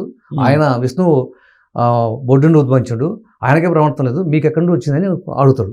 వీళ్ళు ఎన్ని చెప్పినా వినకపోతే ఏం చేస్తారంటే ఒకసారి ఇట్లా చూడంగానే ఆ గ్రామం ఇప్పుడు చూడంగానే ఆ గ్రామం మొత్తం తగలబడిపోతుంది. స్వామివారు తగలపోతే వాళ్ళు అప్పుడు తప్పు చేసుకొని కాళ్ళ మీద పడితే అప్పుడు బ్రహ్మ చెప్తే అప్పుడు స్వామివారు క్షమిస్తారు అనమాట. ఆ రకంగా వీళ్ళు వ్యతిరేకించడం వల్ల ఏంటంటే బ్రాహ్మణులు చెప్పిన బ్రాహ్మణులకు ఆయన కొంచెము అంటే ఆ రకంగా చెప్పడం జరిగిందన్నమాట. అంటే నా రాకముందు బ్రాహ్మణులకు తినడానికి తిండి, కట్టుకోవడానికి బట్ట ఉండదు. బ్రాపాల ప్రభుత్వాలు పండుకున్నాను, కాంగ్రెస్కి అధికారం రావడం అసంభవం కేంద్రంలో. రాదు. బ్రాహ్మణ ప్రభుత్వం, ఈ కాంగ్రెస్కి దీనికి సంబంధం ఏంటి? బ్రాహ్మణ ప్రభుత్వం అది అంటే కాశ్మీర్ పండితులు అక్కడ అది జవహర్లాల్ నెహ్రూ అంటే ఆ బ్రాహ్మణులు వ్యతిరేకించారు కాబట్టి అది చెప్పినాడు. అంటే మాలకు మంచాలు బ్రాహ్మణులకు పీటలు వేసేయరు అన్నాడు. అంటే వాళ్ళు ఉన్నత స్థితిలో ఉంటే వీళ్ళు చిన్న స్థితిలో ఉంటారు అన్నమాట. కలియుగం అని వ్యతిరేక దిశలో ఉంటాయి అన్నమాట. బ్రాహ్మణులు చెప్పిన ప్రశ్నలు ఫలించవు. కాదు, కాంగ్రెస్కి బ్రాహ్మణులకు సంబంధం ఏంటి? నెహ్రూ జమానా అయిపోయింది కదా. జమానా అయిపోయింది, అది కాంగ్రెస్ ప్రభుత్వం, అది బ్రాహ్మణుల ముస్లిం జవహర్లాల్ బీజేపీ ముస్లిందే. అంతకు ముందు అంటే జవహర్లాల్ నెహ్రూ కాశ్మీర్ అయిపోయింది. ఆ ప్రభుత్వం బ్రాహ్మణ ప్రభుత్వం పండుకొనేను, బ్రాహ్మణ ప్రభుత్వం పండుకొనేను. కాంగ్రెస్ అధికారం సెంట్రల్ లో రాదు. అంతేనా? రాదు. కాలజ్ఞానం ఉంది, చూపిస్తాను మీకు. ఆ కాలజ్ఞానం లేనే లేదు. ఈ భూమి మీద జరిగే ప్రతిదీ కూడా కాలజ్ఞానం చెప్పబడింది, రాయబడింది. బీజేపీ కంటిన్యూనా? బీజేపీ కంటిన్యూ కాదు. మనకి ఇప్పుడు ఏంటంటే ఆ ప్రభుత్వం దాంట్లో చెప్పి రాదు అంతే. అది కేంద్రంలో కాంగ్రెస్ పార్టీ అధికారం రావడం అసంభవం. కూటమి వస్తుంది. కూటమి వస్తే లెక్క కాదు. నేను చెప్పేది కాంగ్రెస్ కూటమి అంటే అందరికి 10 మంది కలిసి వస్తే లెక్క కాదు. అది అదే చెప్పేది, కూటమి వస్తుంది 10 మంది కలిసి వస్తే లెక్క కాదు. ఒక్కరు సింగిల్ గా గెలిస్తే అది. సో కాంగ్రెస్ పార్టీ భారతదేశంలో సింగిల్ గా రాదు, కాలజ్ఞానం చెప్తుంది. సో రాబోయే రోజుల్లో మరి భారతదేశం పరిస్థితి ఏంటి? భారతదేశం అగ్రరాజ్యం అయ్యినాడు అంటే 2030 చివరి నాటికి భారతదేశ ప్రపంచ దేశాల్లో అగ్రరాజ్యంగా పోతా ఉంది. నెంబర్ 1 ఈ అమెరికా, చైనా, ఇవన్నీ రష్యా ఇవన్నీ ఉండదు. ఇప్పుడు 2030 లోపల అగ్రరాజ్యం. అంటే ఇప్పుడు రాబోయే ప్రళయాలు, భూకంపాలు, ఏదైతే యుద్ధ వాతావరణం వల్ల చాలా జనం నశిస్తుంది, ఆర్థికంగా వెనకబడిపోతారు. ఆ దేశాలు చాలా ఇబ్బందులు ఎదుర్కొంటారు. మన దేశానికి వచ్చి మనకు ఏదైనా మాకు సహాయం చేయండి అనే స్థితికి ఆ దేశాలు రాబోతాం. అమెరికా కూడా భూకంపాలు, వరదలు, సునామీ, రోగాలు, వైరస్లు ఎక్కువ వస్తాయి మేడం. ఆ దేశాన్ని అల్లకల్లలో చేస్తారు. ఆ దేశాలని అల్లకల్లం అయిపోతాయి. రష్యా, చైనా, అన్ని అంతే. ఇప్పుడు అక్కడ యుద్ధం అక్కడ జరుగుతుంది, మనకు జరుగుతలేదు. అవును. కాబట్టి జననష్టం అక్కడ జరుగుతుంది. వైరస్లు అక్కడే పుడుతున్నవి. రోగాలు, భూకంపాలు, వరదలు, సునామీలు, కొన్ని దేశాలు నామరూపాలు లేకుండా పోతున్నాయి. అంతే, ఆ రకంగా జరగబోతా ఉంది. సో రాబోయే రోజుల్లో జెండర్ అంటే హిజ్రాలు అంటారు కదా, ఈ హిజ్రాలే పరిపాలన చేస్తాయి అనేది ఇది కాలజ్ఞానంలో ఉన్నాయని చెప్తారు. హిజ్రాలు పరిపాలన చేస్తే కాలజ్ఞానం ఏం లేదు. లేదు. మహిళలది ఉంది. మహిళలు రాజ్యాలు వెళ్తారనేది కాలజ్ఞానం చెప్పండి. ఇది కూడా ఉంది కదా, ఇది కూడా ఉందంటారు. హిజ్రాలు లేదు. హిజ్రాలు అనేది కాలజ్ఞానం లేదు. రాజ్యం వెళ్తారు. ఎక్కడ హిజ్రాలు, ఎక్కడ రాజ్యం వెళ్తున్నారు? ఇప్పుడు లేదు, రాబోయే రోజుల్లో లేదు. ఇప్పుడు ఏమన్నా రాజ్యాలు వెళ్తున్నారా హిజ్రాలు? కొన్ని చోట్ల ఇప్పుడు చట్టసభల్లో వాళ్ళకి కూడా స్థానం ఇచ్చారు. అవకాశం ఉండొచ్చు. రాజ్యాలు వెళ్తారనేది దాంట్లో ఏం లేదు. అంతే అవకాశం దానికి మామూలుగా ఉంటుంది, దానికి ఇబ్బంది ఏం లేదు. సో అమెరికా ప్రమాణం ఏం చెప్పారు? అమెరికా దేశం అంటే ఒక దక్షిణ అమెరికా దేశంలో ఒక భూకంపం వస్తుంది, అందులో 5 కుటుంబాల వారి మిగులుతున్నారు. ఆయన భక్తులై ఉండొచ్చు వాళ్ళు, ఆ ఫ్యామిలీస్. 5 కుటుంబాల వారి ఆ భారీ భూకంపం సంభవిస్తుంది దక్షిణ అమెరికా దేశంలో ఒక నగరంలో. అన్ని అంటే 5 కుటుంబాల వారే మిగులుతారని చెప్పిండు కాలక్రమంలో. సో భారతదేశం అగ్రరాజ్యం. భారతదేశానికి వచ్చిన ఇబ్బంది ఏం లేదు. ప్రపంచ దేశాలు అగ్రరాజ్యంగా నిలుస్తుంది భారతదేశం. భారతదేశం పుణ్యభూమి. పాలకులు సంబంధించి ఏం చెప్తారు కాలజ్ఞానంలో? పాలకు వచ్చి ఏది ఏమైనా మనకు 2000 అంటే నెక్స్ట్ ఎలక్షన్ అంతే. ఇప్పుడు 2024 29 లాస్ట్ ఎలక్షన్, నెక్స్ట్ ఎలక్షన్ ఉండదు. ఇంకా అవసరం లేదు. అంటే స్వయంగా దైవము వీరభోగ వసంతరాయలే ప్రపంచం 7 దీవులు ఏకచక్రం 7 బ్రహ్మాండం అంతా అంటాడు. ఎలా పోతా ఉన్నాడు ప్రపంచం. ఇంకా రాజకీయ నాయకులతో కానీ, పోలీసులతో కానీ, లాయర్లతో కానీ, డాక్టర్లతో కానీ అవసరం లేదు. ఎందుకంటే జనాభా నష్టించిన తర్వాత ధర్మబద్ధంగా, న్యాయబద్ధంగా, భక్తిపరంగా ఆధ్యాత్మికంగా ఉన్నవారు కాబట్టి దైవపాలన జరగబోతున్నప్పుడు అప్పుడు ఎవరికి ఏ రోగాలు రావు. అందరూ ఆరోగ్యంతో, సుఖ సంతోషంతో, అష్టైశ్వర్యంతో, భోగభాగ్యతలు ఉంటుంది. దేనికి ఇబ్బంది ఉండదు. 2029 లాస్ట్ ఎలక్షన్ అంటారు. అంతే. తర్వాత ఎలక్షన్స్ ఉండవు అంటారు. 29 తర్వాత 29 ప్రాంతంగా ఎలక్షన్ ఉండదు. సో ఆ తర్వాత మేము కొంతమంది 30,000 రాజకీయాలు ఉంటాము, 20,000 రాజకీయాలు ఉంటాము. ముందు వెనకాల గానకున్నారు మురుకులై భూమిలో ముందు గతిని ఎరగకున్నారు. ముందు ఏం జరగబోతుందో తెలుసుకోలేకపోతాం. 30,000-40,000 రాజకీయాలు ఏముంటారు? రాజకీయాలు ఎందుకుంటాయి? ఆయన స్వయంగా రంగంలో దిగి 7 దీవులు ఏకచక్రం 7 బ్రహ్మాండం అంతా చూడు ఏడబోతున్నాడు. ప్రపంచం అంతా పాలించబోతున్నాడు ఏకచక్రగతి. ఇప్పుడు కొన్ని పట్టణాల గురించి కూడా చెప్పింది ఇది కాలజ్ఞానంలో. కావలిపట్నం, కనకపట్నం అయ్యాను ఇలా చెప్పారు. అంటే ఇప్పుడు నెల్లూరు నీటిమై నెల్లూరు నీట మారిపడుతుంది. అంటే ఇలాంటివి వచ్చినప్పుడు, సునామీలు వచ్చినప్పుడు అది జరుగుతుంది. ఇప్పుడు మొన్న విజయవాడ సేమ్ అది ఆ రకంగా జరగబోతుంది అనమాట. నెల్లూరు మొత్తం నీళ్ళలో మునిగిపోవడం దాని గతంలో జరిగింది, మళ్ళీ అది జరగబోతా ఉంది. మళ్ళీ జన నష్టం ఎక్కువ జరుగుతుంది ఇక్కడ. ఆంధ్ర వారికి ఎక్కువ జన నష్టం ఉంది. తెలంగాణకు అంత ఎఫెక్ట్ లేదు, కానీ ఆంధ్ర మొత్తం అక్కడ అంటే సముద్రాలు నదులు చాలా దగ్గరలో ఉన్నవి. సముద్ర తీర ప్రాంతాలు, నది తీర ప్రాంతాలు ఇవన్నీ చాలా సమస్యలు ఏర్పడతాయి ఇక్కడ. హైదరాబాద్ భవిష్యత్తు గురించి కాలజ్ఞానం ఏం చెప్పారు? హైదరాబాద్ అంటే మూసీ నది ఉప్పొంగి హైదరాబాద్ పాడయ్యాడు అంటే 1908లో జరిగింది ఆల్రెడీ. 19 మూసీ నది ఉప్పొంగి దాదాపు 15,000 మంది చనిపోయినప్పుడు. ఇవన్నీ చాలా మంది చనిపోయి జరిగింది. మళ్ళీ కూడా ఉంది అంటే మూసీ నది ఎఫెక్ట్ కొంత ఉంటుంది, చాలా ఎఫెక్ట్. అదే నది తీర, నేను చెప్తాను, నది తీర ప్రాంతాలు, సముద్ర తీర ప్రాంతాలు ఇవన్నీ జలమయం అవుతుంది. రెండే ఎక్కువ జనాభా అంటే వైరస్లు, జలప్రళయము, భూకంపాలు, వరదలు, ఈ మొత్తం అణుబాంబుల వల్ల అంటే లోకమందలి జనములంతా నీరు నిప్పు రెండు ఎక్కువ చెప్పినమాట. జనం దానివల్ల ఎక్కువ నశిస్తారు. సో హైదరాబాద్లో బంగారం అయ్యన భూములు అనేది ఉంది కదా, లేదా? ఇక అంటే బంగారం ఆల్రెడీ ఇక్కడ అంటే ఆకాశం అంటే ఇప్పుడు దాన్ని మనం ఒకప్పుడు చూసుకుంటే మనకు కోకాపేటలో 100 కోట్ల దాకా అంటే అమ్మడం జరిగింది. అప్పుడు నాకు తెలిసి ప్రపంచంలో అత్యగా అయ్యే 100 కోట్లు ఎకర భూమి ఎక్కడ లేదు. అంత ఆకాశం అంటట్లేదు. ఇక ముందు ఫ్యూచర్లో మాత్రం లేదు. ఇంకా రేట్లు అనేది market down, real estate down, మార్కెట్లో అది చాలా ఇయర్ టు ఇయర్ డౌన్ అయిపోతుంటుంది.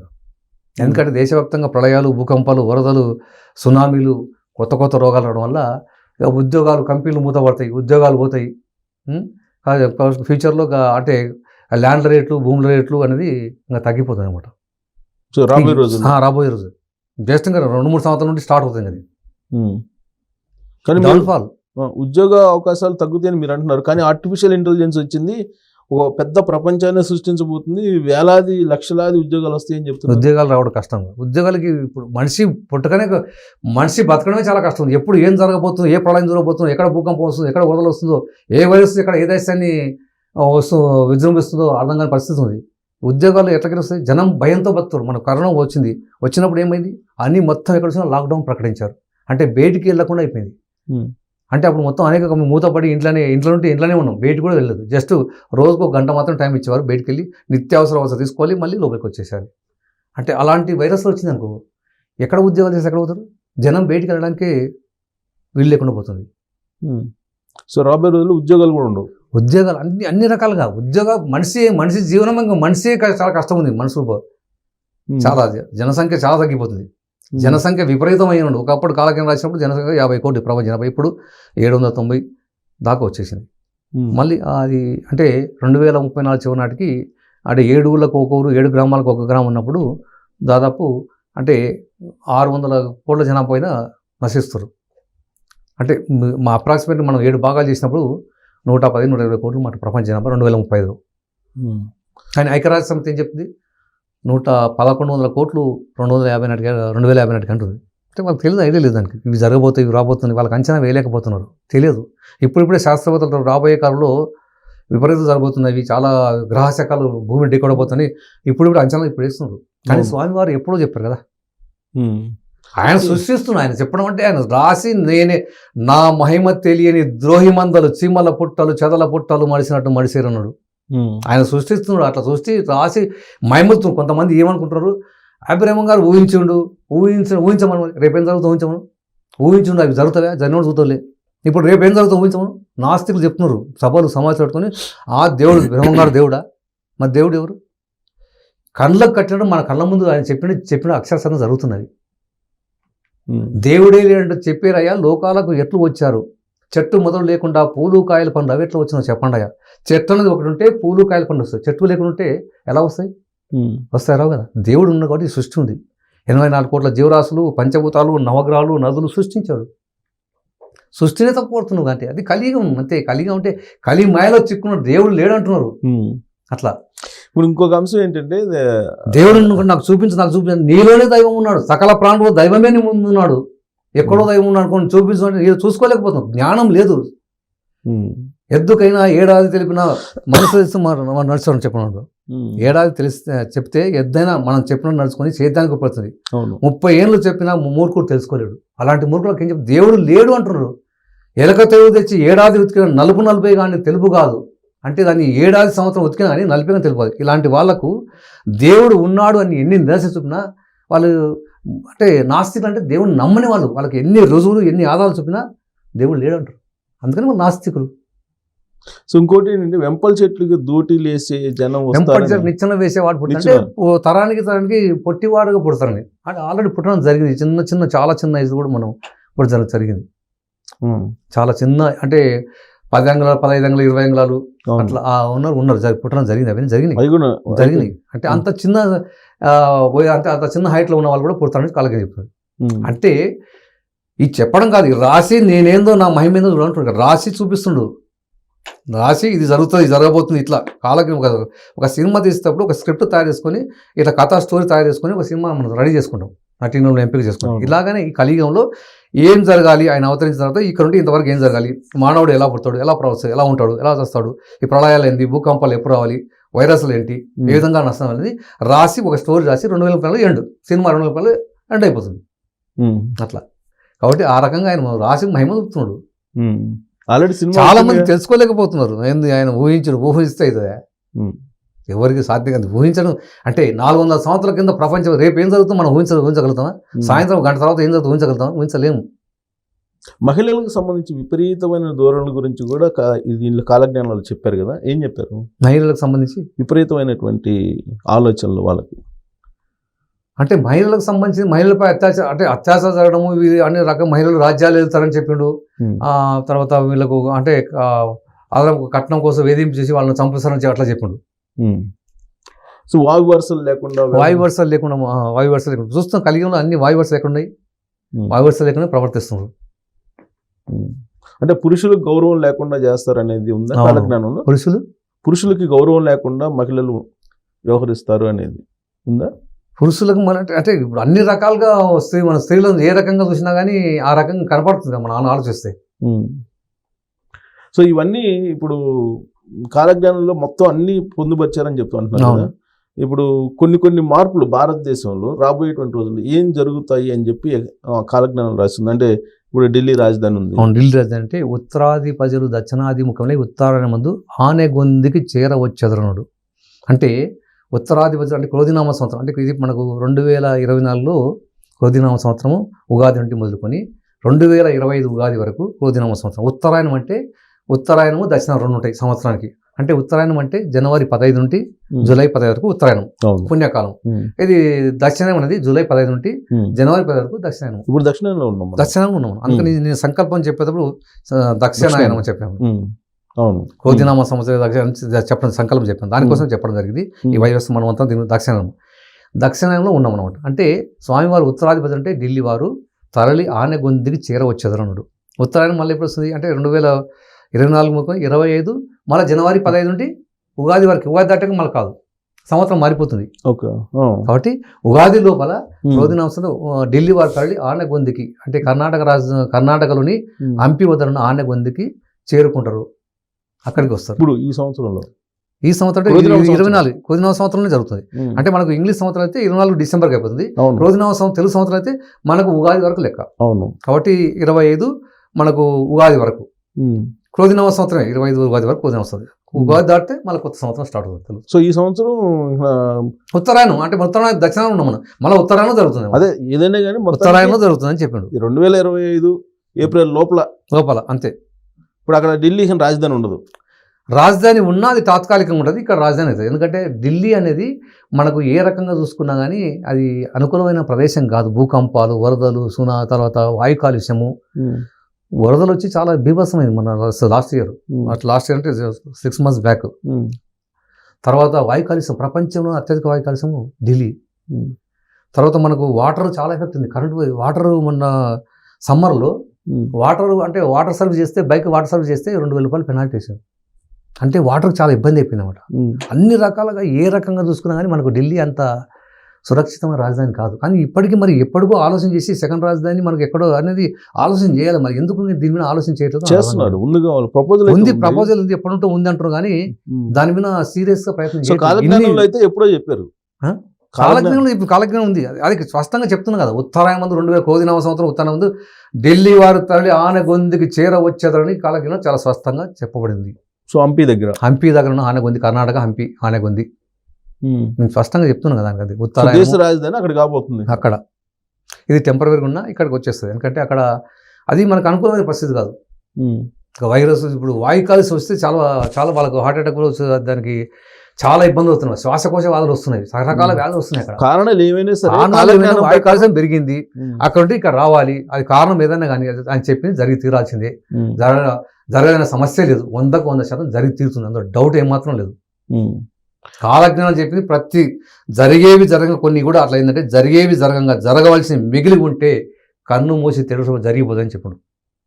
వాయు ఒక క్షణకాలం జరపగలుగుతాడు, ఒక క్షణకాలం తలుచుకుంటే ఈ ప్రపంచాన్ని ఏమైనా చాలా చేయగలడు. ప్రపంచం రాసి మహిమ నా మహిమ తెలియని ద్రోహి మందలు చీమల పుట్టాలు చెదల పుట్టాలు మనుషులు అన్నాడు కాలజ్ఞంలో.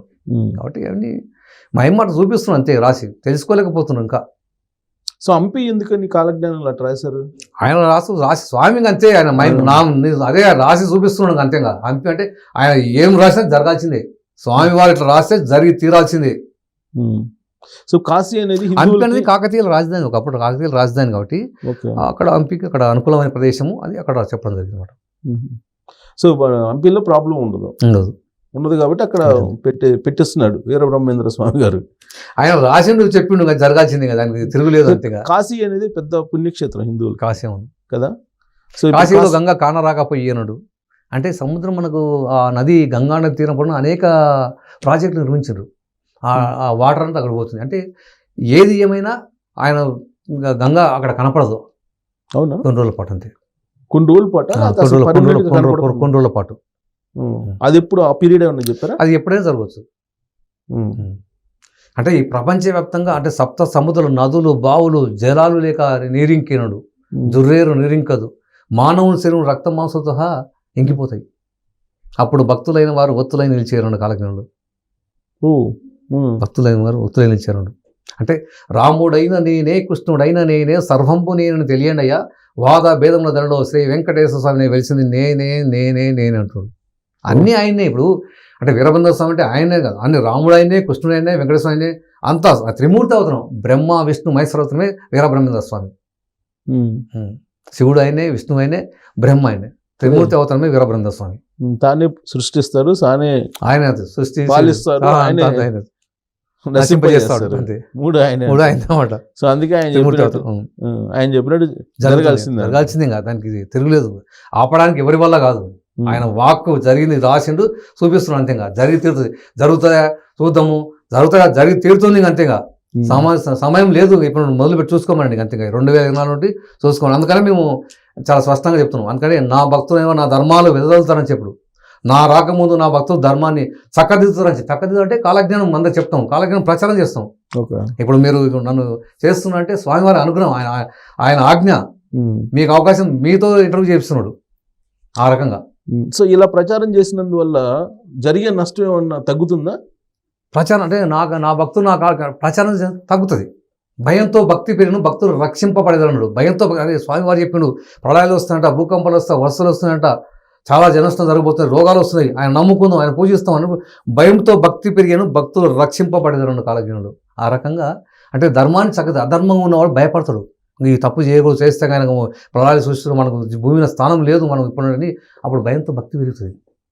సో రక్షింపబడతారు. కాబట్టి ఏమంటే శతాపరాధాలు చేసినా, ఈ క్షణమైనా ఎంతటి దుర్మార్గమైనా, ఏ కులమైనా, 100 పాపాలు చేసిన శరణం శరణం స్వామి శరణం బ్రహ్మేశ్వరం వీరబ్రహ్మేంద్ర స్వామి శరణు కొడితే నేను కంటికి రెప్పలా కాపాడుతానని శపథం చేసి ఉన్నాడు. కాబట్టి ఈ క్షణమైనా తెలిసి కానీ తెలియక కానీ 100 పాపాలు చేసినా ఇప్పుడైనా శరణు కోరితే స్వామివారిని కోరితే రక్షించి తీరుతానని చెప్తున్నాడు. సో ఎక్కడ పుడతాను? నా కాలజ్ఞాన ప్రచారం చేసిన వారికి అన్న దానం కన్నా మిన్న యజ్ఞం ఫలితే కలిగాను అన్న కాలజ్ఞానం స్వామివారు. కాబట్టి ఆ రకంగా ఉంది అనమాట. ఎక్కడ పుడతారు అని చెప్పి కూడా కాలజ్ఞానంలో ఉంది. శంబల, మన హిమాలయ పర్వతం శంబల అనేది ఉన్నది, అక్కడ పుణ్యభూమి శంబల. శంబల గ్రామంలో స్వామివారు అవతరించడం జరిగింది కాలజ్ఞానం ప్రకారం. ఇప్పుడు ఉన్నారు అక్కడ శంబల. మామూలు మనసులకు స్వామివారు ఆయన 2030లో ఆనంద సంవత్సర పాల్గొన బహుళ సప్తమి శుక్రవారము మోహిని విషభాన మాకును మీకును దర్శనం అయ్యేనుడు. అంటే ఈ ప్రళయాలు భూకంపాలు వరద సునాములు అంతా అయిపోయిన తర్వాత, జననష్టం అయిపోయిన తర్వాత పుణ్యాత్మల దైవభక్తులకు దర్శనం ఇవ్వబోతున్నాడు. వీరభోగ వసంతాలు ఉండే క్రమం ఏంటంటే ఆ విధంగా దర్శనం ఇస్తారన్నమాట. సో శంబలలో స్వామివారు అక్కడ నుండి స్వామివారి అంతా అంటే దుష్ట చేసిన ప్రారంభించి ప్రళయాలు సృష్టిస్తున్నాడు. కానీ ఇప్పుడు బ్రహ్మం గారు వీరబ్రహ్మేంద్ర స్వామి గారు అంటే ఇక్కడ చెప్తారు కదా కందిమల్లైపల్లి అని చెప్తారు. కందిమల్ల స్వామి సజీవ సమాధి అక్కడ, స్వామివారు అక్కడ సజీవ సమాధి చెందిండు, ఆ ధ్యానంలో ఉన్నాడు, మళ్ళీ ఆ సమాధిని పెకిలించుకొని వస్తున్నాడు. పికిలించుకుని శంబల్లో సింబల్ అంటే ఆల్రెడీ అంటే అవతార ఆయన అన్ని అక్కడ అవతరించిన ఇప్పుడు ఉన్నా కానీ ఇక్కడ ఉన్నాడు అట్లా అవతల ప్రపంచం మొదటికి దర్శనమిస్తాడు. సో ఇప్పుడు చాలా మంది స్వామీజీలు అని చెప్పి బ్రహ్మశ్రీలు అని చెప్పి పేర్లు పెట్టుకొని వస్తున్నారు కదా, మరి బూటక స్వాములు వచ్చేరయ్యా, బూడిదల మహిమతో ఇచ్చారే, బూడిదను ఇచ్చి బంగారం అదేమి మేము చెప్పండి అట. అంటే మనం చూసిన కొత్త నేనే వీరభోగస్వామి, నేనే కలికి అవుతానని, నేనే విష్ణువని, నా రాకమునికి అనేక మంది దొంగలు నా వీరభోగస్వామి చెప్పుకున్నారు, నా భక్తులైన వారు నమ్మకుండేరు రెండు కాలజ్ఞానులు. కాబట్టి అందరూ వస్తారు, రాసిన అట్లా ఆయన అంత కాలజ్ఞానం అంతే రాసి చూపిస్తున్నాడు అంతే, స్వామివారు రాసి అంత వస్తా చూపిస్తున్నాడు అంతే. సో ఇప్పుడు ఈ దొంగ స్వామీజీలు నమ్మొద్దు అని అంటారా? నమ్మొద్దు అంతే. అంటే ఈయన భక్తులు నమ్మకూడదు అంటారు ఆయన? ఈయన భక్తులు అది కాదు, అంటే ఇలాంటి వాళ్ళు వస్తారు అని జాగ్రత్త ఉండని చెప్తున్నమాట అట్లా అనమాట. బాధ గురువులే కానీ బోధ గురువులు భక్తులకు బహు కష్టాలు వచ్చానా వీరబ్రహ్మమై నేను ఆ భయం మీకెలా భక్తితో నన్ను పూజ చెయ్యండి అంటారు. గురువులు అనేవారు బాధ గురువులే, బోధ జ్ఞానం వైపు మళ్లించి జ్ఞానం వైపు తీసుకుపోయే గురువులు చాలా అరుదు. వీరబ్రహ్మ స్వామి నేను ఆ భయం మీకెందుకు, నన్ను భక్తితో పూజ చెయ్యండి అంటున్నాడు. నేను విశ్వగురు జగద్గురు, నేను నన్ను పూజించండి అంటున్నాడు. సో గోదావరి కృష్ణ ఇటు ఎప్పుడు ఈ ఎక్కువ పొంగే అవకాశం? గోదావరికి 12 రోజులు అంటే వరదలు వస్తాయి, నీళ్ళు లేకుండా ఎండిపోతుంది. మళ్ళీ వరదలు వచ్చిన తర్వాత నీళ్ళు లేకుండా ఎండిపోతుంది. మళ్ళీ అవకాశం ఎప్పుడైనా జరగచ్చు, ఛాన్స్. ఏది ఏమైనా ఈ క్రోధినామ సంవత్సరం కొని ఆనందనామ సంవత్సరంలో ఇవి జరిగి తీరుతాయి అంటే దానికి 30 నెలల తర్వాత లేదు. 35లో దర్శనమిస్తున్నాం, 36లో కృతయుగధర్మం, నల సంవత్సరం ఆషాఢ శుద్ధ పౌర్ణమి సాంద్రశి, అదే ఆషాఢ శుద్ధ పౌర్ణమి ధర్మకృతయుగమే, అదే ధర్మకృతయుగం. అంటే ధర్మం 4 పాదాలు వస్తుంది.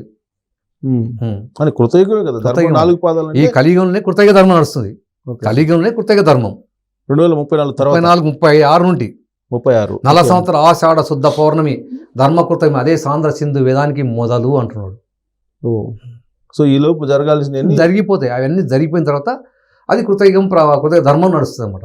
ధర్మం 4 పాదాలు వస్తుంది, మంచి వర్షాలు, మంచి పంటలు, అందరూ ఆరోగ్యవంతులు ఉంటారు, ఎవరికి ఏ సమస్య ఉండదు. ఇలాంటిది నీళ్ళు అమ్ముకోవడము, అన్నాన్ని అమ్ముకోవడము ఇలాంటిది ఏది అవసరం, దైవ పాలన మంచి అందరూ ఆరోగ్యం ఆరోగ్యంగా జరగబోతుంది. సో మనకి కాలజ్ఞానంలో ఒక్కొక్క టెంపుల్ గురించి ఒక్కొక్క ప్రాసెస్ అని చెప్పారు కదా. అవును, ఇప్పుడు శ్రీశైలం గురించి ఒకటి చెప్పారు. శ్రీశైలం మల్లికార్జున మనసుతో మాట్లాడుతున్నాడు, ఆ విగ్రహాలన్నీ ఆడి పాడి డాన్స్ చేయబోతున్నాయని చెప్పాడు.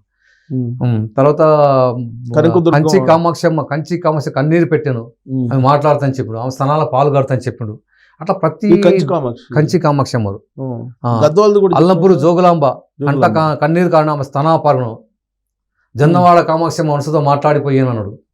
ఇవన్నీ స్వామివారు చెప్పింది మనం స్పష్టంగా కాలజ్ఞానంలో చెప్పి ఉన్నారు. అవన్నీ జరిగి తిరగబోతున్నాయి. అంటే దేవతలు చాలామంది విగ్రహారాధన చేయకూడదు, విగ్రహాన పాపం అంటారు. విగ్రహాలు మాట్లాడుతున్నాయి, డ్యాన్స్ చేసి మహిమలు చూపిస్తున్నాయి, కానీ వాళ్ళకి తెలియక ఇవన్నీ. సో విగ్రహాలు ఆకాశము ఎర్రనవును 6 మతములు ఒకట, అన్ని మతాలు హిందూ ధర్మాన్ని సనాతన ధర్మాన్ని ఆచరిస్తాయి. ఇదే అక్కడిక్కడ తెచ్చిపోతే అప్పుడు ఆకాశం ఎర్రనవును 6 మతములు ఒక్కటవును, లోకమందలి జనములంతా నీరు నిప్పున మునిగిపోయారు అన్నాడు కాలజ్ఞంలో. అప్పుడు తెలుసుకుంటారు, అదే స్వామివారి మహిమలు ప్రపంచవ్యాప్తంగా తెలిసిపోతాయి, అప్పుడు అసలైన దేవుడు ఈయనని చెప్పేసి అందరూ సనాతన ధర్మాన్ని ఆచరిస్తారు. అసలు హిందూ మతం లేదంటారు కొంతమంది. ఎవరు లేరంటారు? తెలియక వాళ్ళు అజ్ఞానంలో ఉన్నారు, కలిగి మాయలో ఉన్నారు. ఉండేది రెండే రెండు, ఒకటి క్రిస్టియన్ మతం, రెండోది ఏమో అది కలిగి. వాళ్ళ చరిత్ర ఏంది? 2024 సంవత్సరాల చరిత్ర, యుగాల చరిత్ర సనాతన కలియుగం. గతంలో ఉంది, ఇప్పుడు ఉంది, రేపు ఎప్పుడు ఉంటుంది మరి సనాతన ధర్మం. మరి ఇప్పుడు వీళ్ళు లేదు అంటారు మనకి. అంటే ఇప్పుడు మనం ఉన్న దేవస్థానంలో అన్ని దేవాలయాల్లో దేవుళ్ళు మహిమల విగ్రహాలు మాట్లాడబోతున్నాయి, డ్యాన్స్ చేయబోతున్నాయి, యాగాంటి నంది సంతకంత పెరుగుతున్నాడు, మాట్లాడబోతున్నాడు. మరి వాళ్ళ విగ్రహాలు మాట్లాడుతున్నాయి. చెప్పండి మరి, చూపించండి ఇక్కడ ఏం మాట. మనం కాలజ్ఞానంలో మనం ఏ టెంపుల్ ఏ యొక్క మహిమలు చూపించబోతున్నాం ముందుగానే చెప్తున్నాం. కలియుగం వీరభోగ సందర్శనం ముందుగా డేట్ సంవత్సరం చెప్తున్నాం. వాళ్ళు చెప్పండి మరి, వాళ్ళు ఏం మహిమలు చెప్పండి, చూపించండి మరి. అసలు పూర్వ జన్మాలు మళ్ళీ పుట్టడం సావడం అనేది ఉండదు అని చెప్తున్నారు. ఉన్నాయి మరి, వచ్చే జన్మ కూడా, గత జన్మ ఈ జన్మ ఉన్నాయి, ఉన్న జన్మలు ఉన్నాయి అని సనాతన ధర్మం చెప్తుంది. అవును, కానీ వాళ్ళు చెప్పేది ఏంటంటే క్రిస్టియన్స్ కానీ వాళ్ళ ధర్మం కాదు, మన సనాతన ధర్మం మనది నుంచి అవ్వాలి, కానీ వాళ్ళ ధర్మం మనకు అవసరం లేదు. అవసరం లేదు. కానీ వాళ్ళు ఏంటంటే అసలు హిందూ మతమే లేదు, సనాతన ధర్మం లేదు, వాళ్ళ ఏ ధర్మం వాళ్ళ చరిత్ర చెప్పండి. ఇదేదో కొంతమంది కావాలని కొంతమంది కోసం ఇప్పుడు పుట్టించింది అని అంటారు. మనము ఇప్పుడు హిందూ ధర్మం గురించి సనాతన ధర్మం గురించి చెప్తున్నాము స్పష్టంగా, ఏం జరగబోతుందో, ఏ దేవాల్లో ఏ మహిమలు చూపబోతున్నారు, ఏం రాబోయే కాలంలో భవిష్యత్తు ఎలా ఉండబోతుంది, కృతజ్ఞతనం ఎప్పుడు జరగబోతా ఉంది, వీరభగవంత కలికి అవతారం ఎప్పుడు రాబోతుండు, స్పష్టంగా చెప్తున్నాం. మళ్ళీ వాళ్ళు చెప్పండి ఏముందో వాళ్ళ గ్రంథం చెప్పండి. వాళ్ళ చరిత్ర 2000 చరిత్ర, కలియుగ చరిత్ర. ఈ కలియుగంలోనే అంటే శాఖోపశాఖగా విడిపోయినమాట. ఈ సనాతన ధర్మం నుండి ఒక చెట్టు నుండి కొమ్మలు విడిపోయినాయి. ఆకాశము ఎర్రను 6 మతాలు ఒక్కటవును. అన్ని నదులు కలిసి ఒక సముద్రం కలిసినట్టు ఈ చిన్న పెద్ద కలిసి అన్ని మన హిందూ ధర్మాన్ని ఆచరిస్తాయి. త్వరలో 34 లోపలనే త్వరలో అంటే గేమ్ అంతే. అప్పుడు తెలుసుకుంటాం అంతేగా. అప్పుడు దాకా నడుస్తుండే. సో ఇంకోటి ఏంటంటే ఏనుగుకి పంది పుట్టాను అనేది అవన్నీ జరిగిపోయినాయి సార్, జరిగిపోయినాయి. ఏనుగు కడుపున పంది పుట్టాను, పందికి కడుపున ఏనుగు పుట్టాను, వేప చెట్టుకు అమృతం కారాను, ఇవన్నీ జరిగిపోయినాయి. ఎప్పుడో జరిగిపోయినాయి, ఎన్నోసార్లు జరిగాయి, ఒక్కసారి కాదు చాలాసార్లు జరిగాయి. ఏది పందికి ఏనుగు, పంది పడుకున్న ఏనుగు, పంది కడుపున ఏనుగు పుట్టాను అంటే ఏనుగు ఆకారంలో ఉండి దంతాలుండి అవి మొత్తం చాలాసార్లు జరిగిపోయింది. మీరు గూగుల్లో సెర్చ్ చేయండి, చాలాసార్లు జరిగింది. గోవు విషయంలో కూడా చెప్పినట్లు ఆవు కడుపున మనుషుడు పుట్టాడు, మనసుతో తర్కవాదం చేసాడు అన్నాడు కాలజ్ఞుడు. అది జరిగిందా? జరుగుతుంది, జరగవలసింది, భవిష్యత్తు వాక్యం జరిగి తీరుతుంది. ఇది ఆవు కడుపున మనిషి పుట్టాడు, మనసుతో తర్కవాదం చేస్తాడు. ఇది ఆవా పుట్టినట్టు మనిషి ఎట్లా.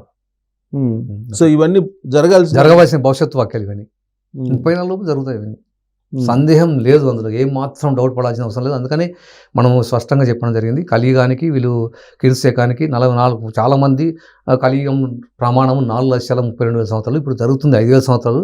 ఇప్పుడే ఇక్కడ వస్తాడు, ఇంకా చాలా ఉంది. వీరభోగవసంత ఇప్పుడు కలియుగం అంతా చాలా ఉంది, ఇప్పుడే వస్తున్నా చెప్తున్నా చాలా మంది తెలియదు. అవును, చాలా మంది అదే చెప్తారు, తెలియదు. 5,000 సంవత్సరాలు నేను వస్తున్నా అవతారం ఇచ్చిండు, గంట కొట్టి మనం గంట వాయి చెప్పగలము. సో ఇప్పుడు ఇక రాబోయే రోజుల్లో ఇక ఈ ఎన్నికలు, పరిపాలకులు, పాలకులు ఇవన్నీ ఉండవు. 29 లాస్ట్ ఎండింగ్. 29 అంటే మనకి ఇప్పుడు 29 ఎలక్షన్ జరిగితే 29 మళ్ళీ ఎప్పుడు నెక్స్ట్ ఇయర్లో ఉంటుంది. 29 లాస్ట్ అంతే. 32, 34 మళ్ళీ ఎలక్షన్ అనేది ఉంటుంది. అయితే లాస్ట్ అనుకోండి, అంటే 4 సంవత్సరాలు 5 సంవత్సరాలు అధికారం ఉంటారు. 29 లెక్కేసి 5 సంవత్సరాలు ఎంత అవుతుంది, 33 వరకు ఉంటారు అధికారం. 30 ఇంకా తర్వాత నరేంద్ర మోడీ గారు చాలా సందర్భాల్లో నేను దేవుడితో మాట్లాడతానని చెప్పేసి అంటున్నాను. ఆయన దైవ స్వరూపం అనేది ఆయన ఫీలింగ్ కూడా అప్పుడప్పుడు వ్యక్తం చేస్తారు. ఉండొచ్చు. అదేమన్నా కాలజ్ఞానంలో చెప్పారా నరేంద్ర మోడీ? ఇదేమన్నా ఏం లేదు, కాలజ్ఞానం ఏం లేదు. ఆయన అదే దేవుడితో మాట్లాడాలని చెప్తుంటాడు. ఉండొచ్చు, మాట్లాడుండొచ్చు. సో ఆయనే పర్మనెంట్ రూల్ చేయటం. పర్మనెంట్ రూల్ అని నేను చెప్తాను. 2014 ఎండ్ అయిపోయిన తర్వాత పర్మనెంట్ రూల్ అంటే భక్తిపరంగా ఉన్న వరకు ఆ స్వామి దైవ పాలన జరగబోతా ఉంది. ఇంకా వీరభోగవసంతలు వచ్చి ప్రపంచం 7 దీవులు ఏకచక్రం ఎగులుతాను బ్రహ్మాండం అంత అంటాడు. ఇంకా పర్మనెంట్ రూల్ ఎలా అవుతుంది? 29 లాస్ట్ ఎలక్షన్, 34 వరకు అధికారులు ఉంటారు. తర్వాత ఇంకా ఈ రాజకీయ నాయకులతో అవసరమే లేదు. ఏమొస్తుంది? దైవమే పాలిస్తుంది. దైవమే వచ్చి భూమికి వచ్చినప్పుడు వీళ్ళతో అవసరమే ఉంది. అంటే ఆయన ఏమంటాడంటే దైవంతో సంభూతుడు అనుకుంటున్నాడు కదా ఆయన. అవును, సంభూతుడు అయితే వీరభోగ వసంతరాయలు గారి రూపంలో తనే ఉన్నాడని. వీరభోగ వసంతరాలు నరేంద్ర మోడీ అంటారా మీరు? నేను ఆ మాట ఆయన అప్పుడప్పుడు దైవంతో సంభూతుడే అంటారు. ఇప్పుడు ఆయన భక్తులు ఏమంటారు, కొంతమంది అన్ని రూపాలు ఆయనేనని చెప్తుంటారు. ఆయన భక్తులు ఎవరి భక్తులు? మోడీ భక్తులు. మోడీకి భక్తులు భగవంతుడు ఆయన భక్తులు ఉన్నారు కదా మోడీకి. అయ్యో లేదు, మీరు అనుకో రాజకీయ అభిమానులు ఉండొచ్చు, ఆయన గౌరవించి చెప్తే ప్రధానమంత్రిగా ఉన్నాడు కాబట్టి ఆయనకు అభిమానులు ఉండొచ్చు, చేయొచ్చు. కానీ ఆయనకే కదా అభిమానులు అందరూ ఉంటారు. భక్తులు అంటే భగవంతునికి భక్తులు ఉంటారు, కానీ మనిషికి భక్తులు ఎలా ఉంటారు? ఆయన అటు భావిస్తున్నాడు భగవంతుడు. సో ఆయన నరేంద్ర మోడీ ఈ మన బండి సంజయ్ గారు అన్నారు కండి నా దేవుడు అని, వాళ్ళ అభిమానంతో అంటున్నారు. దేవుడు అంటే దేవుడు కాదు కదా చెప్పేది అదే. ఇప్పుడు ఆయన కొంతమంది దేవుడు వాళ్ళు దేవుని రూపంలో చూసుకుంటున్నారు ఆయన, అంతే ఆ రకంగా అట్లా అనమాట. సో ఇంకా ప్రత్యేకమైనటువంటి ఇప్పటి వరకు మీరు ఎక్కడ బయట పెట్టినటువంటి మార్పులు ఏం జరగబోతున్నాయి రాబోయే రోజుల్లో భారతదేశంలో ప్రత్యేకించి? ఒక భారతదేశం అని చెప్పడానికి కాదు, కానీ ఏది ఏమైనా అంటే రాబోయే కాలంలో ఈ జన నష్టం ఎక్కువ జరగబోతుంది. ప్రళయాలు, భూకంపాలు, వరదలు, సునామీలు, ఎటు చూసినా బీభత్సం. ప్రపంచం ఏం జరగబోతుంది అనేది ఎవరికి ఊహించని తరం కాదు. ఇప్పుడు మామూలు వర్షాలు పడవు, గంటలోనే ఊళ్ళ గ్రామాలు కొట్టుకుపోయిన వర్షాలు పడతాయి, తుఫాన్లు వస్తాయి, విపరీతమైన ఎండలు. ఇప్పుడు 53 అంటే అబ్బా ఇంత ఎండ అంటాం. రాబోయే 60, 65 డిగ్రీలు కూడా 70 డిగ్రీలు దాటే అవకాశాలు ఉంది. సూర్యుడు ఉగ్రరూపంగా వస్తాడు. ఆ వేడికి మానవ శరీర రక్త మాంసం కూడా ఇంకిపోతాడు. ప్రపంచం మొత్తం చుక్క నీరు కూడా ఉండదు. సముద్రాలు, నదులు, బావులు, చెరువులు, జలాలు లేక నీరింకిపోయాను కాలజ్ఞానం. కాబట్టి ఆ రకంగా ఆ వేడికి అగ్నివర్షం కురుస్తుంది. హంపి విరూపాక్షి 2 ఊళ్ళ మధ్య అగ్నివర్షం కురుస్తుందని చెప్పిన కాలజ్ఞానంలో. హంపి అంటే కర్ణాటక, మనం ఇప్పుడు రాజధాని ఎక్కడ అవుతుంది, అక్కడ ఆ ప్రాంతంలో హంపి విరూపాక్షి పక్కపక్కన 5-6 కిలోమీటర్ల డిస్టెన్స్ ఉంది. ఈ 2 ఊళ్ళ మధ్యన అగ్నివర్షం కురుస్తుందని చెప్పిన కాలజ్ఞానం. అన్ని ఈ 10 సంవత్సరాలు మ్యాక్సిమం మొత్తం అంతేగా, మ్యాక్సిమం కాదు, టోటల్గా 34 లోపల జరిగి తీరుతాయి. సో ఇది భూమి మీద యమదూతలు తిరుగుతారు. ఇవన్నీ ఏంటి? యమదూత నాటేమంటే ఇప్పుడు ఇవి సృష్టించినప్పుడు జనాభా నచ్చినప్పుడు యమదూతలకు అంటే బ్రహ్మకు సృష్టించే పని తగ్గిపోతుంది, యమదూతలకు పనిభారం అయ్యేనాడు. పనిభారం అంటే చనిపోయే సంఖ్య పెరిగిపోతుంది, లక్షల కోట్లలో ఉంటుంది. వారి తక్కువ తగ్గిపోతుంది. బ్రహ్మదేవుని అంటే ఆయన సృష్టికర్త, సృష్టించే వారికి పని లేక పనిభారం కలిగి ఉంటాడు. వాళ్ళకి యమునికి ఏమో పనిభారం ఎక్కువవుతుంది. అంటే నశించిపోయేవారు, చనిపోయేవారి సంఖ్య కోట్లలో ఉంటుంది. అంటే శివదూతలు కనపడరా? యమదూతలు అంటే ఇప్పుడు శివదూతలు కనపడరా? అది. సో యమదూతలు అంటే కరాళ నృత్యం చేస్తారన్నమాట. ఇంకా చావు నృత్యం చేస్తుంది అంటారు రాబోయే రోజుల్లో. చచ్చిన వాడికి ఏడ్చేవాడు లేకపోయేనాడు కాలజ్ఞనుడు. అంటే ప్రళయాలు, భూకంపాలు, వరదలు, సునామీలు, వైరస్ వచ్చినప్పుడు అందరూ ఊళ్ళు గ్రామాలు కొట్టుకుపోతే చచ్చిపోయిన వాడికి ఏడ్చేవాడు కూడా ఉన్నాడు. అంటే ఊళ్ళు మునిగిపోయినప్పుడు ఒక ఫ్యామిలీ ఉంది, కొన్ని ఊరు ఉంది, ఆ ఊరు మొత్తం మునిగిపోయినప్పుడు మొన్న జరిగిన న్యూపి గినాలో తర్వాత కొండ చెరువులు పడి ఒక గ్రామం మొత్తం 2000 మంది చచ్చిపోయారు. చచ్చిపోయినప్పుడు వాళ్ళ బంధువులు కానీ, ఫ్రెండ్స్, స్నేహితులు కానీ, పక్క వాళ్ళు కానీ ఏడ్చడానికి లేరు. చచ్చిన వాడికి ఏడ్చేవాడు లేకపోయాడు. ఒక గోతికి పట్టనంత మందిని పూర్తి చేయరన్నాడు. మనకు సునామీ వచ్చినప్పుడు చాలామంది లక్షల్లో చనిపోయినప్పుడు ఏం చేసినంటే ట్రాక్టర్లు తీసుకొచ్చి పెద్ద జేసీబీ తవ్వి ఒక గోతికి పట్టనంత 500 మంది 200 మంది పూడ్చడం జరిగింది. ఈవెన్ మనకు కరోనా టైంలో కూడా అదే జరిగింది. ట్రాక్టర్తో తీసుకుపోయి జేసీబీ తవ్వి అలా పూడ్చిపెట్టడం జరిగింది. ఒక గోతికి పట్టనంత మందిని పూడ్చారు. ఆయన చెప్పిన అక్షరసత్యంగా జరుగుతూనే ఉన్నాయి. ఇప్పుడు డాక్టర్ల గురించి ఏం చెప్పారు రాబోయే రోజుల్లో?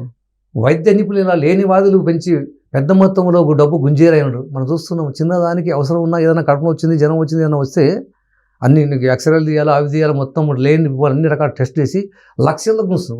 ఇప్పుడు మనం కరోనా వచ్చినప్పుడు చిన్న వైరస్, అది చిన్నది ఒక టాబ్లెట్ వేసుకుంటే పోయేదానికి లక్షల కోట్లు కూడా వసూలు చేసిన సందర్భాలు ఉన్నాయి. పేపర్లో, టీవీలో చదవడం జరిగింది. మనం అంటే చిన్నదానికి ఒక టాబ్లెట్ వేసుకుపోయేదానికి వైరస్ను వాళ్ళు ట్రీట్మెంట్ చేసి అక్కడ పెట్టుకొని ఆఖరికి చనిపోయిన శవానికి కూడా డబ్బులు గుంజారు. వైద్య నిపుణులు ఇలా లేని వాదులను పెంచి ఉన్నట్లు పెద్ద మొత్తంలో డబ్బు గుంజేరాయనాడు. అంటే అందరూ అలా ఉండరని కాదు, ఈ సమాజంలో జరుగుతుంది, కలియుగంలో చాలా ఆ విధంగా చేస్తున్నారు. ఇప్పుడు ఈ కుబేర్ల గురించి ఏం చెప్పారు కాలజ్ఞానంలో? కొంతమంది బాగా డబ్బున్న వాళ్ళే కొంతమందే ఉంటున్నారు కదా, అవును, వాళ్ళ గురించి. ఇక ధనవంతుడు అంటే ఇప్పుడు కుబేర్ల గురించి బీదా ధనవంతుడు ఒక్కడే రోజు కూడా రాబోతుంది. ఇప్పుడు వీళ్ళంతా ఏదో డబ్బులు కోట్లు సంపాదించుకొని దేనికి ఏం చేసుకుంటుంది? మనిషికి ఎంత కావాలో అంతవరకు, కానీ 100 కోట్లు 1000 కోట్లు స్కాములు కుంభకోణం వేసి అది మరి దేనికి ఉపయోగపడకుండా వాళ్ళ దగ్గర ఉంటుంది, దానివల్ల ఉపయోగం లేదు. సో రాబోయేటువంటి రోజుల్లో ఇప్పుడు ఆంధ్రప్రదేశ్, తెలంగాణ చూసుకుంటే ఆంధ్రప్రదేశ్కు చాలా ఉపద్రవాలు జరిగే అవకాశాలు చాలా ఎక్కువగా ఉన్నాయి. అవకాశాలు కాదు, చాలా ఎక్కువగా ఉన్నాయి. ఎందుకంటే స్వామివారి కాలజ్ఞంలో అనేక సార్లు స్పష్టంగా ఏ ఏరియాలో ఉపద్రవాలు వస్తాయి, ఆ ఏరియాలో ఎక్కువగా అంటే తినే తిండి లేకుండా బియ్యం ధర చాలా పెరుగుతాయి. కాబట్టి ఈ ముందుగానే అంటే ఇప్పుడు ఆంధ్రప్రదేశ్ ప్రభుత్వం వారు, ఈ రాష్ట్ర ప్రభుత్వం వారు ముందుగా ఆలోచించి ఆహార ధాన్యాలను అంటే సురక్షిత ప్రాంతాలలో నిల్వ చేసుకోవడం ఉత్తమం. ఏది ఎన్ని చెప్పినా, ఎన్ని జాగ్రత్తలు తీసుకున్నా జరిగి తీరుతాయి, అందులో అనుమానం లేదు. మనం చెప్పాడు కదా అని చెప్పేసి ఆహారాన్ని నిల్వ చేసుకొని మన పక్క రాష్ట్రంలో ఆడబెట్టుకున్నా కానీ అది రూపాయికి చిట్టడం, అవి జరిగి తీరాల్సిందే. ఎన్ని చెప్పినా, ఎన్ని చేసినా ఆ కాలజ్ఞానం జరిగి తీరుతుంది, అందులో సందేహం ఏమాత్రం లేనేలేదు. సైంటిఫిక్గా కూడా ఇప్పుడు హైదరాబాద్ ఉంది, ఇది సిస్మిక్ జోన్ అంటే భూకంప జోన్లో ఉంది అంటున్నారు. అవును. సో భూకంపాలు అవకాశం ఉంది హైదరాబాద్ అంటే ఒక హైదరాబాద్ అని కాదు, కానీ భూకంపాలు అనేది ఇక్కడే జరుగుతాయి. హైదరాబాద్ మనకు తక్కువ ఉంది, అంత తక్కువ ఉంది అంత, కానీ మూసీ నది ఎఫెక్ట్ హైదరాబాద్ కూడా ఉంది అన్నమాట. రాబోయే రోజు మనకంటే మన హైదరాబాద్ నగరానికి చాలా దూరంలో నదులు కానీ, ఈ సముద్రాలు కానీ చాలా మనకు దాదాపు 100 కిలోమీటర్ డిస్టెన్స్లో ఎక్కడ లేదు. మన కృష్ణానది తీసుకుంటే మనకు 150 కిలోమీటర్ దూరంలో మనకుంది. అవును. ఇప్పుడు ఇది గోదావరి నది కూడా అంత దగ్గర ఏం లేదు, అన్ని దూరంగా ఉన్నాయి. మనకు ఒకటి ఎఫెక్ట్ అంటే అది మూసీ నది ఎఫెక్ట్ ఉంది. ఆ మూసీ వరదలు వచ్చినప్పుడు ఆ తీర ప్రాంతాలకు వాళ్ళకి ఎఫెక్ట్ అది. మన రీసెంట్గా జరిగినప్పుడు మామూలుగా ఇది ఏంటంటే ఇప్పుడు చెరువులు కబ్జాలు అయిపోతున్నవి, ఇవన్నీ కబ్జా చేయడం వల్ల ఆ అనవసరం అంటే వాళ్ళు మొత్తాన్ని అంటే చెరువులను ఈ యొక్క మూసీ నదుల దగ్గర ఆంచుకొని వాళ్ళు అంటే ఆ రకంగా చేయడం వల్ల వాళ్ళకి ఎఫెక్ట్ పడుతుంది. సో ఇప్పుడు అక్కడ చూసుకుంటే కనుక ఇది మీరు చెప్పిన హంపి రెండో రాజధాని అన్నారు, అక్కడేమో మళ్ళీ ఉపద్రవం ఉందని చెప్తున్నారు. మళ్ళీ మీరు హంపి విరిగిపోయిన 2 మంది అగ్నివర్షం కురుస్తారు, అగ్నివర్షం కురుస్తుంది, ఎక్కడ నష్టం జరుగుతుంది అంతే. ఆ రెండుల మధ్య అగ్నివర్షం కురుస్తుంది చెప్పండి. ఇప్పుడు బనగానపల్లి ఉంది, బనగానపల్లి ఆయన స్వామివారి కాలజ్ఞానం రాసింది, స్వామివారి గోవులం కాసి అక్కడ ఆ గుహలో స్వామివారి కూర్చొని కాలజ్ఞానం రాసిన చేయడం జరిగింది. అవును, దానికి ఏదో విశిష్టత చెప్పారు కదా. దానికి విశిష్టత అంటే జుర్రేరు అంటే సముద్రం మొత్తం అంటే ప్రపంచం మొత్తం చుక్క నీరు లేకపోతే ఆ జుర్రేరు బనగానపల్లిలో జుర్రేరు నీరు ఇంకా అని చెప్తున్నాడు. అక్కడ నీళ్లు ఉంటాయి అంటున్నాడు. సో ప్రపంచం ఎటు పోయినా ప్రపంచం అంటే అది మొత్తం చుక్క సముద్రాలు కూడా ఎండిపోతాయి. నదులు, బావులు, సముద్రం మొత్తం చుక్క నీళ్ళలోకి వెళ్ళిపోతాయి. కానీ బనగానపల్లిలో జుర్రేరు నీరు ఇంకా అక్కడ నీళ్లు ఉంటాయి. సో ప్రపంచం మొత్తం అక్కడికి వచ్చి తాగాలంటారా? అట్లా కాదు, అక్కడ నీళ్ళు ఉంటాయని చెప్తున్నాడు. అక్కడ నీళ్ళు చెప్తున్నాడు, ప్రపంచం అంతా నీళ్ళు లేకుండా చేస్తున్నాడు. సో అది వెలిగిపోతుంది అంటే భక్తి పరంగా అప్పుడు కూడా భక్తులు కాని వారు అప్పుడు అంటే జనం రకరకాలుగా నశించాలి కాబట్టి అట్లా రకరకాలుగా చేపిస్తున్నమాట. అక్కడ నీళ్లు లేకుండా చేయడం వల్ల అది అనమాట. ఇప్పుడు కందిమల్లాయపల్లి, ఆ బనగానపల్లి అవి కందిమల్లాయపల్లి నా రాకముందు కందిమల్లాయపల్లి పన్నెండవ పట్టణం అయితే చెప్పాను. అంటే ఈ ప్రళయాలు, భూకంపాలు వదిలి వచ్చినప్పుడు భక్తిపరంగా ఉన్న వాళ్ళందరూ అంటే వాళ్ళకి శక్తినిచ్చి అందరూ అక్కడికి వెళ్తారు, అక్కడ ఇల్లు కట్టుకోవడం, ఆ రకంగా పన్నెండవ పట్టణం అయిపోతుంది. ఇంకా ఇప్పుడు రాబోయే కాలంలో వేగంగా జరిగిపోతాయి. ఇంకా ఇప్పుడు జరిగినప్పుడు చూసి అరే స్వామివారి మహిమలు తెలుసుకొని అంతా అక్కడ ఆల్రెడీ కొనిపెట్టుకుంటారు.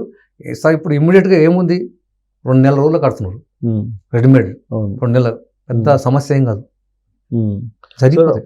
రాబోయే రోజుల్లో అక్కడ బనగానపల్లి పన్నెండవ పట్టణం అయితే 2034 వరకు. సో అక్కడ కొంచెం పుణ్యాత్ములు ఉంటారు, పుణ్యాత్మ ఉంటారు అంతే కదా. అంతే మీరు చెప్పారు అంతే. 12 భక్తులైన వారు అక్కడ చేరుకుంటారు. నా భక్తులైన వారు 50 మంది కందిమల్లాయపల్లి చేరుకుంటారని చెప్పిండు. నా భక్తులు 50 మంది కందిమల్లాయపల్లి చేరుకుంటారు, అప్పుడు పన్నెండవ పట్టణం అవుతుంది. సో ఇప్పుడు మొత్తం అంతా 2034 అంతే కదా. 2034లో స్వామివారి అంటే కలిగాంతం అది. బాగుగా ఆనంద సంవత్సరం నాగమల్య రీతిగా నరలంతా చచ్చేడు యోగం ఇక ముందు వచ్చాను తెలియండి. అంటే ఆనంద సంవత్సరం 2034 ఆ సంవత్సరంలో నరులంతా చచ్చిపోయే రాబోతుంది అంటున్నాడు. గోవులు సంతతి పెరిగిద్ది అని చెప్పి అట్లా ఉందా? గోవుల సంతతి పెరగట్లేదు, తగ్గుతుంది కాదు. ఈ యుగాంతం తర్వాత మళ్ళీ మామూలుగా కృతయుగ ధర్మంలో అన్ని మామూలు అయిపోతుంది ఇంకా మళ్ళీ అది. సో ఈ మొత్తం సృష్టి అనేది కొత్తది మనకి చూడబోతా ఉన్నాం. ఇది 2034. సో ఈ లోపు ఇది ఆర్టిఫిషియల్ ఇంటెలిజెన్స్ లేకపోతే టెక్నాలజీ ఉండదు, మొబైల్స్ ఉండవు, ల్యాప్టాప్లు ఉండవు, ఇవన్నీ ఏవి పనిచేయవు అంతే. పనిచేయదు అంతే, ఇంకా స్తంభించిపోతాయి అంతే. ఇంకా టెక్నాలజీ ఏమి ఉండదు, శాటిలైట్ ఇవన్నీ ఏం పనిచేయదు. టీవీలు, రేడియోలు ఇవన్నీ ఏమి ఉండదు. మొబైల్స్ కూడా ఏం పనిచేయవు. ఈ సినిమాలో లాగా మొత్తం స్తంభించిపోతుంది ఒక్కసారిగా అంతే. మొత్తం మళ్ళీ ఫ్రెష్గా వస్తుంది అంతే, ఫ్రెష్గా అంతే. ఇంకా కాలజ్ఞానంలో 6 ఏళ్ల పాపకు ఒక మగబిడ్డ పుట్టినడు, 6 సంవత్సరాల పాపకు మగబిడ్డ పుట్టడం అనేది అసంభవం. అంటే ఇప్పుడు అంటే సృష్టికి విరుద్ధమైనప్పుడు నేనేందో నా మహిమ ఏందో చూడంటాడు. మామూలుగా అయితే ఆ 12 సంవత్సరాలు 14 సంవత్సరాలు ఆమె పెద్ద మనిషి కావడము, తర్వాత 20 సంవత్సరాలు పెళ్ళి అయితేనే పిల్లలు పుట్ట జరుగుతుంది. 6 సంవత్సరాల పాప అనేది అది మన సృష్టి ధర్మానికి విరుద్ధమైన మహిమను కూడా చూపిస్తున్నాడు. నేనేందో నా మహిమ ఏందో నా తమాషను చూడని ఆయన చూపిస్తున్నాడు. ఇప్పుడు ఆవు కడుపున మనిషి పుట్టిన అనేది విరుద్ధమైనది. ఆవు కట్టిన మనిషి పుట్టడం ఏంది? అలాంటివి కూడా అంటే రాసి మహిమ చూపిస్తున్నాడు. పంది కడుపున ఏనుగు పుట్టేను అన్నాడు. పంది ఏ సైజులో ఉంటుంది, మన ఏనుగు ఏ సైజులో ఉంటుంది, అవి రెండు కలిసే అవకాశమే లేదు. మరి పంది కడుపున ఏనుగు పుట్టిందంటే అట్లా చూపిస్తున్నట్టు ఆ మహిమలు ఆ విధంగా అనమాట, సృష్టికి విధంగా. సో హంపీలో హనుమాన్ ఆంజనేయ స్వామి అలిసి మూలిగైనా ఆ మూలుగు విన్నవారు నీలిగి చచ్చేరాయన్నాడు కాలజ్ఞుడు. ఆ హంపీలో ఆంజనేయ స్వామి మూలుగితే ఆ మూలుగు విన్నవారు నీళ్ళు చచ్చిపోతారంట. అది భవిష్యత్తు వాక్యం అట్లా రాసిన స్వామివారు, అట్లా రాసి యాగంటి నందిస్తాడు అంటే ఆ మహిమలు చూపబోతున్నారు. ఆంజనేయ స్వామి 7 ప్రమాణం అంతా హైట్ పెరుగుతాడట. ఆ రకంగా అంటే ఆ రకంగా మహిమలు ఒక్కొక్కది ఏముంది ఒక మహిమ చూపిస్తున్నట్ల. అందరి జాతకాలు అంటే నది నద్దం పుట్టుక తెలుసు, సప్త సముద్రం పుట్టుక తెలుసు, నా పుట్టుక నామ తెలుసు, అందరి దేవతల పుట్టుక తెలుసు, నా పుట్టుక నా మహిమ ఏ దేవుడు ఎరగడు, అందరికి నేనే సమానం, నాకు సమానమైన దేవుడు, నాకు మించిన దేవుడు అంటున్నాడు. కాబట్టి కాలజ్ఞానం రాసిండు, నాకు సమానమైన దేవుడు లేడు, నాకు మించినోడు ఎక్కడ ఉందా. అందరి పుట్టుపర్వతాలు తెలుసు, నా సప్త సముద్రం పుట్టుక తెలుసు, నది నదుల పుట్టుక తెలుసు, నా పుట్టుక నా మహిమ ఏ దేవుడు ఎరగడు. పల్నాడుది కూడా మెన్షన్ చేశారు. పల్నాడుది ఏంటి, బాటసార్లు వచ్చి పల్నాటి అది భవిష్యత్తు వాక్యం. పల్నాటిది అనేది వాట్సాప్లో వచ్చి అంటే పశ్చాకాంత నలుదన్న అని భవిష్యత్తు వాక్యం అది. సో ఈశాన్యం నుంచి ఈశాన్య అది జరిగిపోయిన వాక్యం. ఈశాన్యం నుండి విషగాలి వచ్చి విపరీతంగా చచ్చేరుమా, కొరంకన జబ్బు 1,000,000 మందికి తగిలి కోడిలా తూలి చచ్చేరుమా అనేది ఆల్రెడీ ఇది జరిగిపోయింది. మళ్ళీ ఇలాంటి అవకాశం, మళ్ళీ ఈ కరోనా లాంటి కొత్త కొత్త వైరస్లు వస్తాయి, కోట్ల కొలది అనేది నశిస్తారు ఈ వైరస్లో. 360 రోగాలు మళ్ళీ విజృంభిస్తూనే ఉంటాయి. ఈశాన్యం కాదు కొత్త కొత్త వైరస్ 360 రోగాలు ఉన్నాడు. రోగాలు ఘనమయ్యను మందు పారకపోయ్యను కాలజ్ఞానుడు. అంటే ఎటువంటివి దైవాధ్యానం కన్నా మించింది లేదయ్యా, అనంత శక్తులు అందులో ఉన్నవి. అష్ట కష్టములకు కఠిన రోగములకు దివ్య విషయం అని నమ్మండి అయ్యా అంటున్నాడు. ప్రతి కష్టానికి కూడా ఇదే దైవాధ్యానం మించింది లేదు, దానికి ఏ మందు అవసరం లేదు అంటున్నాడు. పుట్టెడు గాజులు పగిలిపోయాను, 12 పుట్ల గాజులు పగిలిను, మొలపాడు రక్తం పారెను, వృద్ధులో దైవమే లేదన్న వారు ఒడ్ల పట్టు వాళ్ళని నశించిపోతారని చెప్పి. ఇప్పుడు దైవం లేదని చాలామంది సభలు సమావేశాలు మీటింగ్లు పెట్టుకొని దేవుడు ఎక్కడున్నాడు, దేవుడు ఉంటే చూపించండి. బ్రహ్మంగారు వీరభద్ర స్వామి దేవుడే కాదు, ఆయన ఊహించితే ఇవన్నీ జరుగుతాయి. కాబట్టి ఇకపై అటు దేవుడు లేడు అన్న వారికి పోయిన స్థానం అయిపోయింది. ఒడ్ల పొట్టు రాలినట్లు కుప్పలు కుప్పలుగా రాలిపోతారు. నా మహిమ తెలియని ద్రోహి మందలు సీమల పుట్టలు చెదల పుట్టలు మడిసినట్టు మడిసేరన్నాడు. జరగబోతుంది కానీ ఎన్ని మహిమలు సృష్టికి విరుద్ధమైన ఎన్నో చూపించాడు, ఎన్నో రాశాడు, జరిగిన కళ్ళ ముందు జరుగుతున్నా కానీ తెలుసుకోలేకపోతున్నాం. అంటే కలిమాయి ఆవరించింది. నశించిపోయేటి బుద్ధులే పుట్టిన నాస్తికవాదులు అయిపోయారన్న, అంతు తెలవని కరువు వచ్చినాయా, మసిపాత మాడక అమ్మేరయ్య. అంటే మసిగుడ్డ వంటి వస్త్రాలు కూడా డబ్బులకు అమ్ముతారు. ఆ రోజు రాబోతా ఉన్నాయి అన్నమాట. సో అంతులేని కరువు వస్తుంది. కరువు అనేది చాలా కరువులు అనమాట. ఆ కరువు చెప్పని కరువు రాబోతా ఉంది. సో రేపల్లెలో ఈత చెట్టు అంటే ఈ ఈత చెట్టు ఒకటి పగలెల్లా నిల్చుండి రాత్రులు 12 ఇది జరిగిపోయింది. 2016లో జరిగింది. అది మొదలుకొని 2016 మొదలుకొని 8 సంవత్సరాల కంటే క్రోధినామ సంవత్సరం 2016, 8, 2024 క్రోధినామ సంవత్సరం మొదలుకొని ఉత్పాతాలు పెరిగిపోతాయని చెప్పిన కాలజ్ఞుడు ఆయన చెప్పిన కంటే 2016లో జరిగింది. అనేక ఛానళ్ళ వల్ల వచ్చి అక్కడ జరిగిందన్నమాట. అంటే ఒకరోజు ఏం చేశాడు, ఆ కొండమంజలు అనే ఒక గ్రామంలో సుబ్బారావు అనే రైతు ఆయన పొలం దగ్గరకు పోయి అక్కడ దాని బైక్ మీద పోయి ఆ వాహనం అక్కడ 2 బైక్ను అక్కడ పెట్టిండు. ఆ చెట్టు కింద పెడితే పోయి పొలం పనులు చూసుకొని సాయంత్రం వచ్చిండు. సాయంత్రం వస్తే ఆ ఈత చెట్టు ఎక్కడ ఏమైందంటే ఆ బైక్ను పడింది. సరేలే ఏదో అనుకోడు వరిపోయిందని ఆ బైక్ అది చెట్టును పక్కని బైక్ తీసుకొని వచ్చేసాడు. వచ్చేసి నార్మల్గా పోయాడు. మళ్ళీ మరుసటి రోజు మార్నింగ్ మళ్ళీ యథావిధిగా పొలానికి వెళ్ళి బావి దగ్గరకు పోయి చూస్తే ఆ చెట్టు పడుకున్న చెట్టు నిలబడి ఉంది. ఆయనకి అర్థం కాలేదు అని చెప్పేసి అక్కడ చెట్టు బైక్ని మళ్ళీ అక్కడ ఆపేసి ఆ చెట్టు కింద పెట్టి మళ్ళీ సాయంత్రం చూస్తే మళ్ళీ బైక్ ఆ చెట్టు పడుకొని ఉంది. అంటే అర్థమైంది అంటే ఈ ఈత చెట్టు కూడా మనసులాగానే పగలెల్లా నిలబడి రాత్రి పడుకుంటుంది. ఈ విషయాన్ని గ్రామాల్లో చెప్తే గ్రామాల్లో వచ్చి చూస్తే మొత్తం అంతా తడ్డోపతండం రావడం వల్ల అన్ని ఛానల్ తెలిసిపోయి ఏం జరుగుతుందని చెప్పేసి అన్ని ఛానల్ వాళ్ళు వచ్చేసి అక్కడ కెమెరాలో పెట్టి చూస్తే ప్రతిరోజు మార్నింగ్ లేవడము, రాత్రి కాగానే సాయంత్రం కానీ పడుకోవడం జరిగింది. అదే విషయం కాలజ్ఞానం చెప్పిండు. అంటే ఒక చెట్టు ఈత చెట్టు ఒకటి పగలేళ్ళ నుంచి రాత్రి 12 అన్నాడు. 2016లో జరిగింది. అన్ని ఛానల్లో వచ్చింది.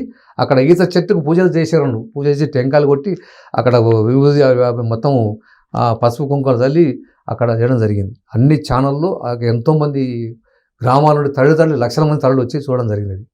అది 2016 మొదలుకొని 8 సంవత్సరాలకు అంటే 8 సంవత్సరాలు 19వ సంవత్సరం ఉత్పాతాలు పెరిగిపోతాయి. 2004 ఉత్పాతాలు పెరుగుతాయి కాలజ్ఞానం స్పష్టంగా చెప్పింది. ఆ విధంగానే జరుగుతుంది ఇప్పుడు.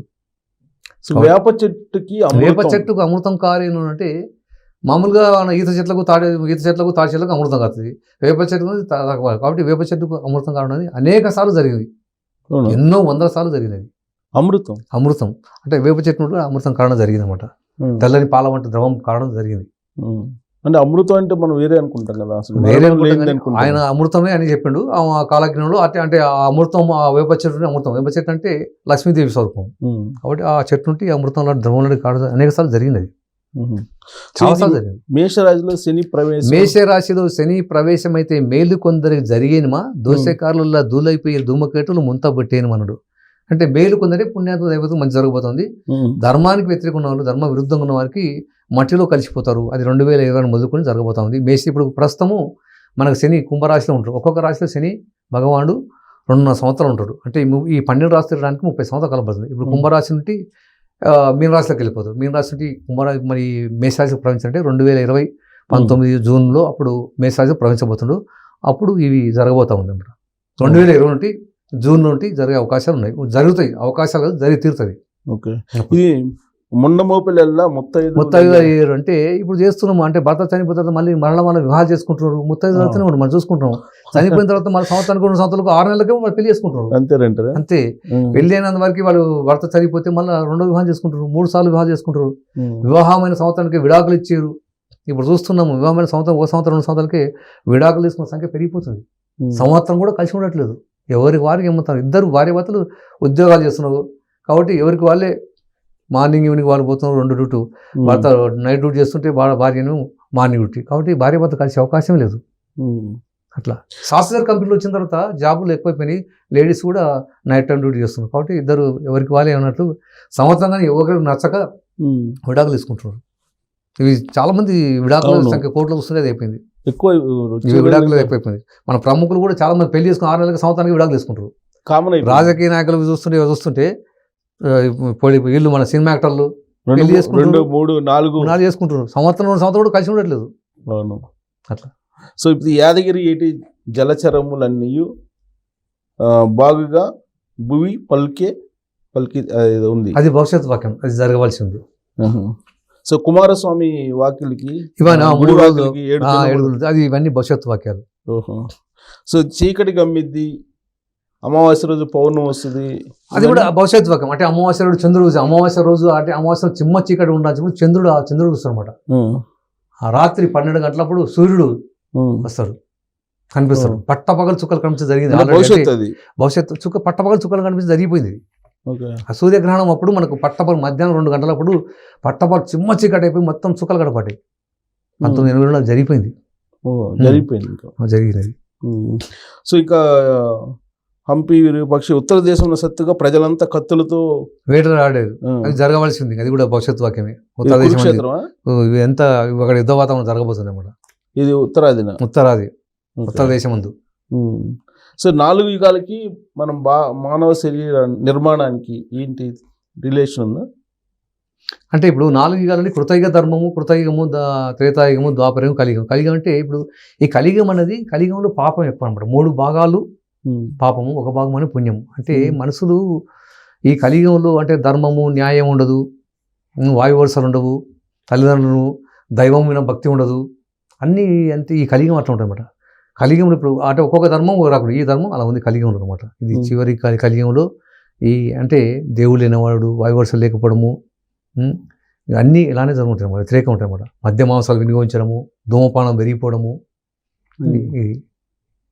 సో ఇవన్నీ కూడా ఇప్పుడు మనం వీరబ్రహ్మేంద్ర స్వామి గారు చెప్పిన దాన్ని ఎప్పటి నుంచో ప్రాచుర్యంలో ఉంది. ఇప్పుడు మీలాంటి వాళ్ళు దాన్ని ఇంకా మరింత ప్రాచుర్యంలో రాకముందు నా భక్తులు ధర్మాలు నా భూమిపై వెదజల్లుతారంటే ఈ కాలజ్ఞానం గురించి చెప్పడము, ప్రచారం చేసుకోవడం ఇలా జరుగుతుంది.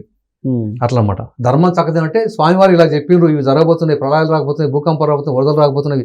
కాబట్టి భక్తితో ఉన్న వారికి ఏ భయం లేదు, భక్తితో భక్తులైన వారు రక్షింపబడేదన్నారు. కాబట్టి ఇవి అరే నిజంగా స్వామివారు మన కళ్ళ ముందు చూస్తున్నాము, జరుగుతున్నవి, భవిష్యత్తులో జరగబోతుందంట. అప్పుడు వాళ్ళు భయం పుడుతుంది, భయంతో భక్తి పెరుగుతుంది. అప్పుడు భక్తులు రక్షింపబడతారని చెప్తున్నాడు. అంటే ధర్మబద్ధంగా ఉండరు. ఇప్పుడు మనం పాపం చేయకూడదు, మోసం చేయకూడదు, అక్రమాలు చేయకూడదు, ధర్మబద్ధంగా ఉండాలి. దైవం అంటే భయం కలుగుతుంది. ఆ రకమైన వారికి రక్షింపబడుతున్నమాట. సో ఏ విధంగా రాబోయే రోజుల్లో ఈ ఉపద్రవాల నుంచి బయటపడాలంటే ఏం చేయాలి? స్వామివారు అంటే భక్తిపరంగా ధర్మబద్ధంకి ఏ భయం లేదు కాబట్టి ధర్మ మార్గంలో ఉండాలి. ఇప్పుడు ఈ శతాపురం 100 పాపాలు చేసిన ఈ క్షణమైనా పశ్చాత్తపడి స్వామివారిని శరణు కొడితే ఖచ్చితంగా అంటే రాముడైనా నేనే, కృష్ణుడైనా నేనే, సర్వంబు నేను తెలియదా, వాద భేదముల ధరలో వస్తే వెంకటేశ్వర స్వామి వెలిసింది కాబట్టి అంతా నేనే. కాబట్టి ఎవరైతే భక్తి స్వామివారిని వేడుకుంటారో, నేను తప్పు చేసిన పొరపాటు వేడుకుంటారో వారిని ఖచ్చితంగా కాపాడి తీరుతానని చెప్పడం జరిగింది. ఆ విధంగా కాబట్టి భక్తితో ఉండడమే సరైన మార్గం. సో ఫైనల్గా మీరు ఈ భక్తులకి, లేదంటే ఈ వీరబ్రహ్మేంద్ర స్వామి గారి స్వామివారు ఏం చెప్పారంటే, నా భక్తులు ఏమన్నా అంటే నా కాలజ్ఞానం ప్రచారం చేసిన వారికి అన్నదానం కన్నా మిన్న యజ్ఞం ఫలితం కలిగింది. కాబట్టి ఈ వీడియో చూస్తున్న వారు ప్రతి ఒక్కరు కూడా స్వామివారిని అంటే మనం ఇప్పుడు మొబైల్లో ఉన్నాయి కాబట్టి మనకు తెలిసిన వారికి ఈ షేర్ చేయడం వల్ల 12 మందికి మీ గ్రూపులో ఎంతమంది షేర్ చేస్తే మీరు కూడా అందరూ ప్రచారం చేసిన వాళ్ళు అవుతారు. కాబట్టి స్వామివారి అనుగ్రహం మీ అందరికీ కలుగుతుంది. కాబట్టి ప్రతి ఒక్కరు స్వామివారికి ఈ రకంగా ప్రచారం చేయమని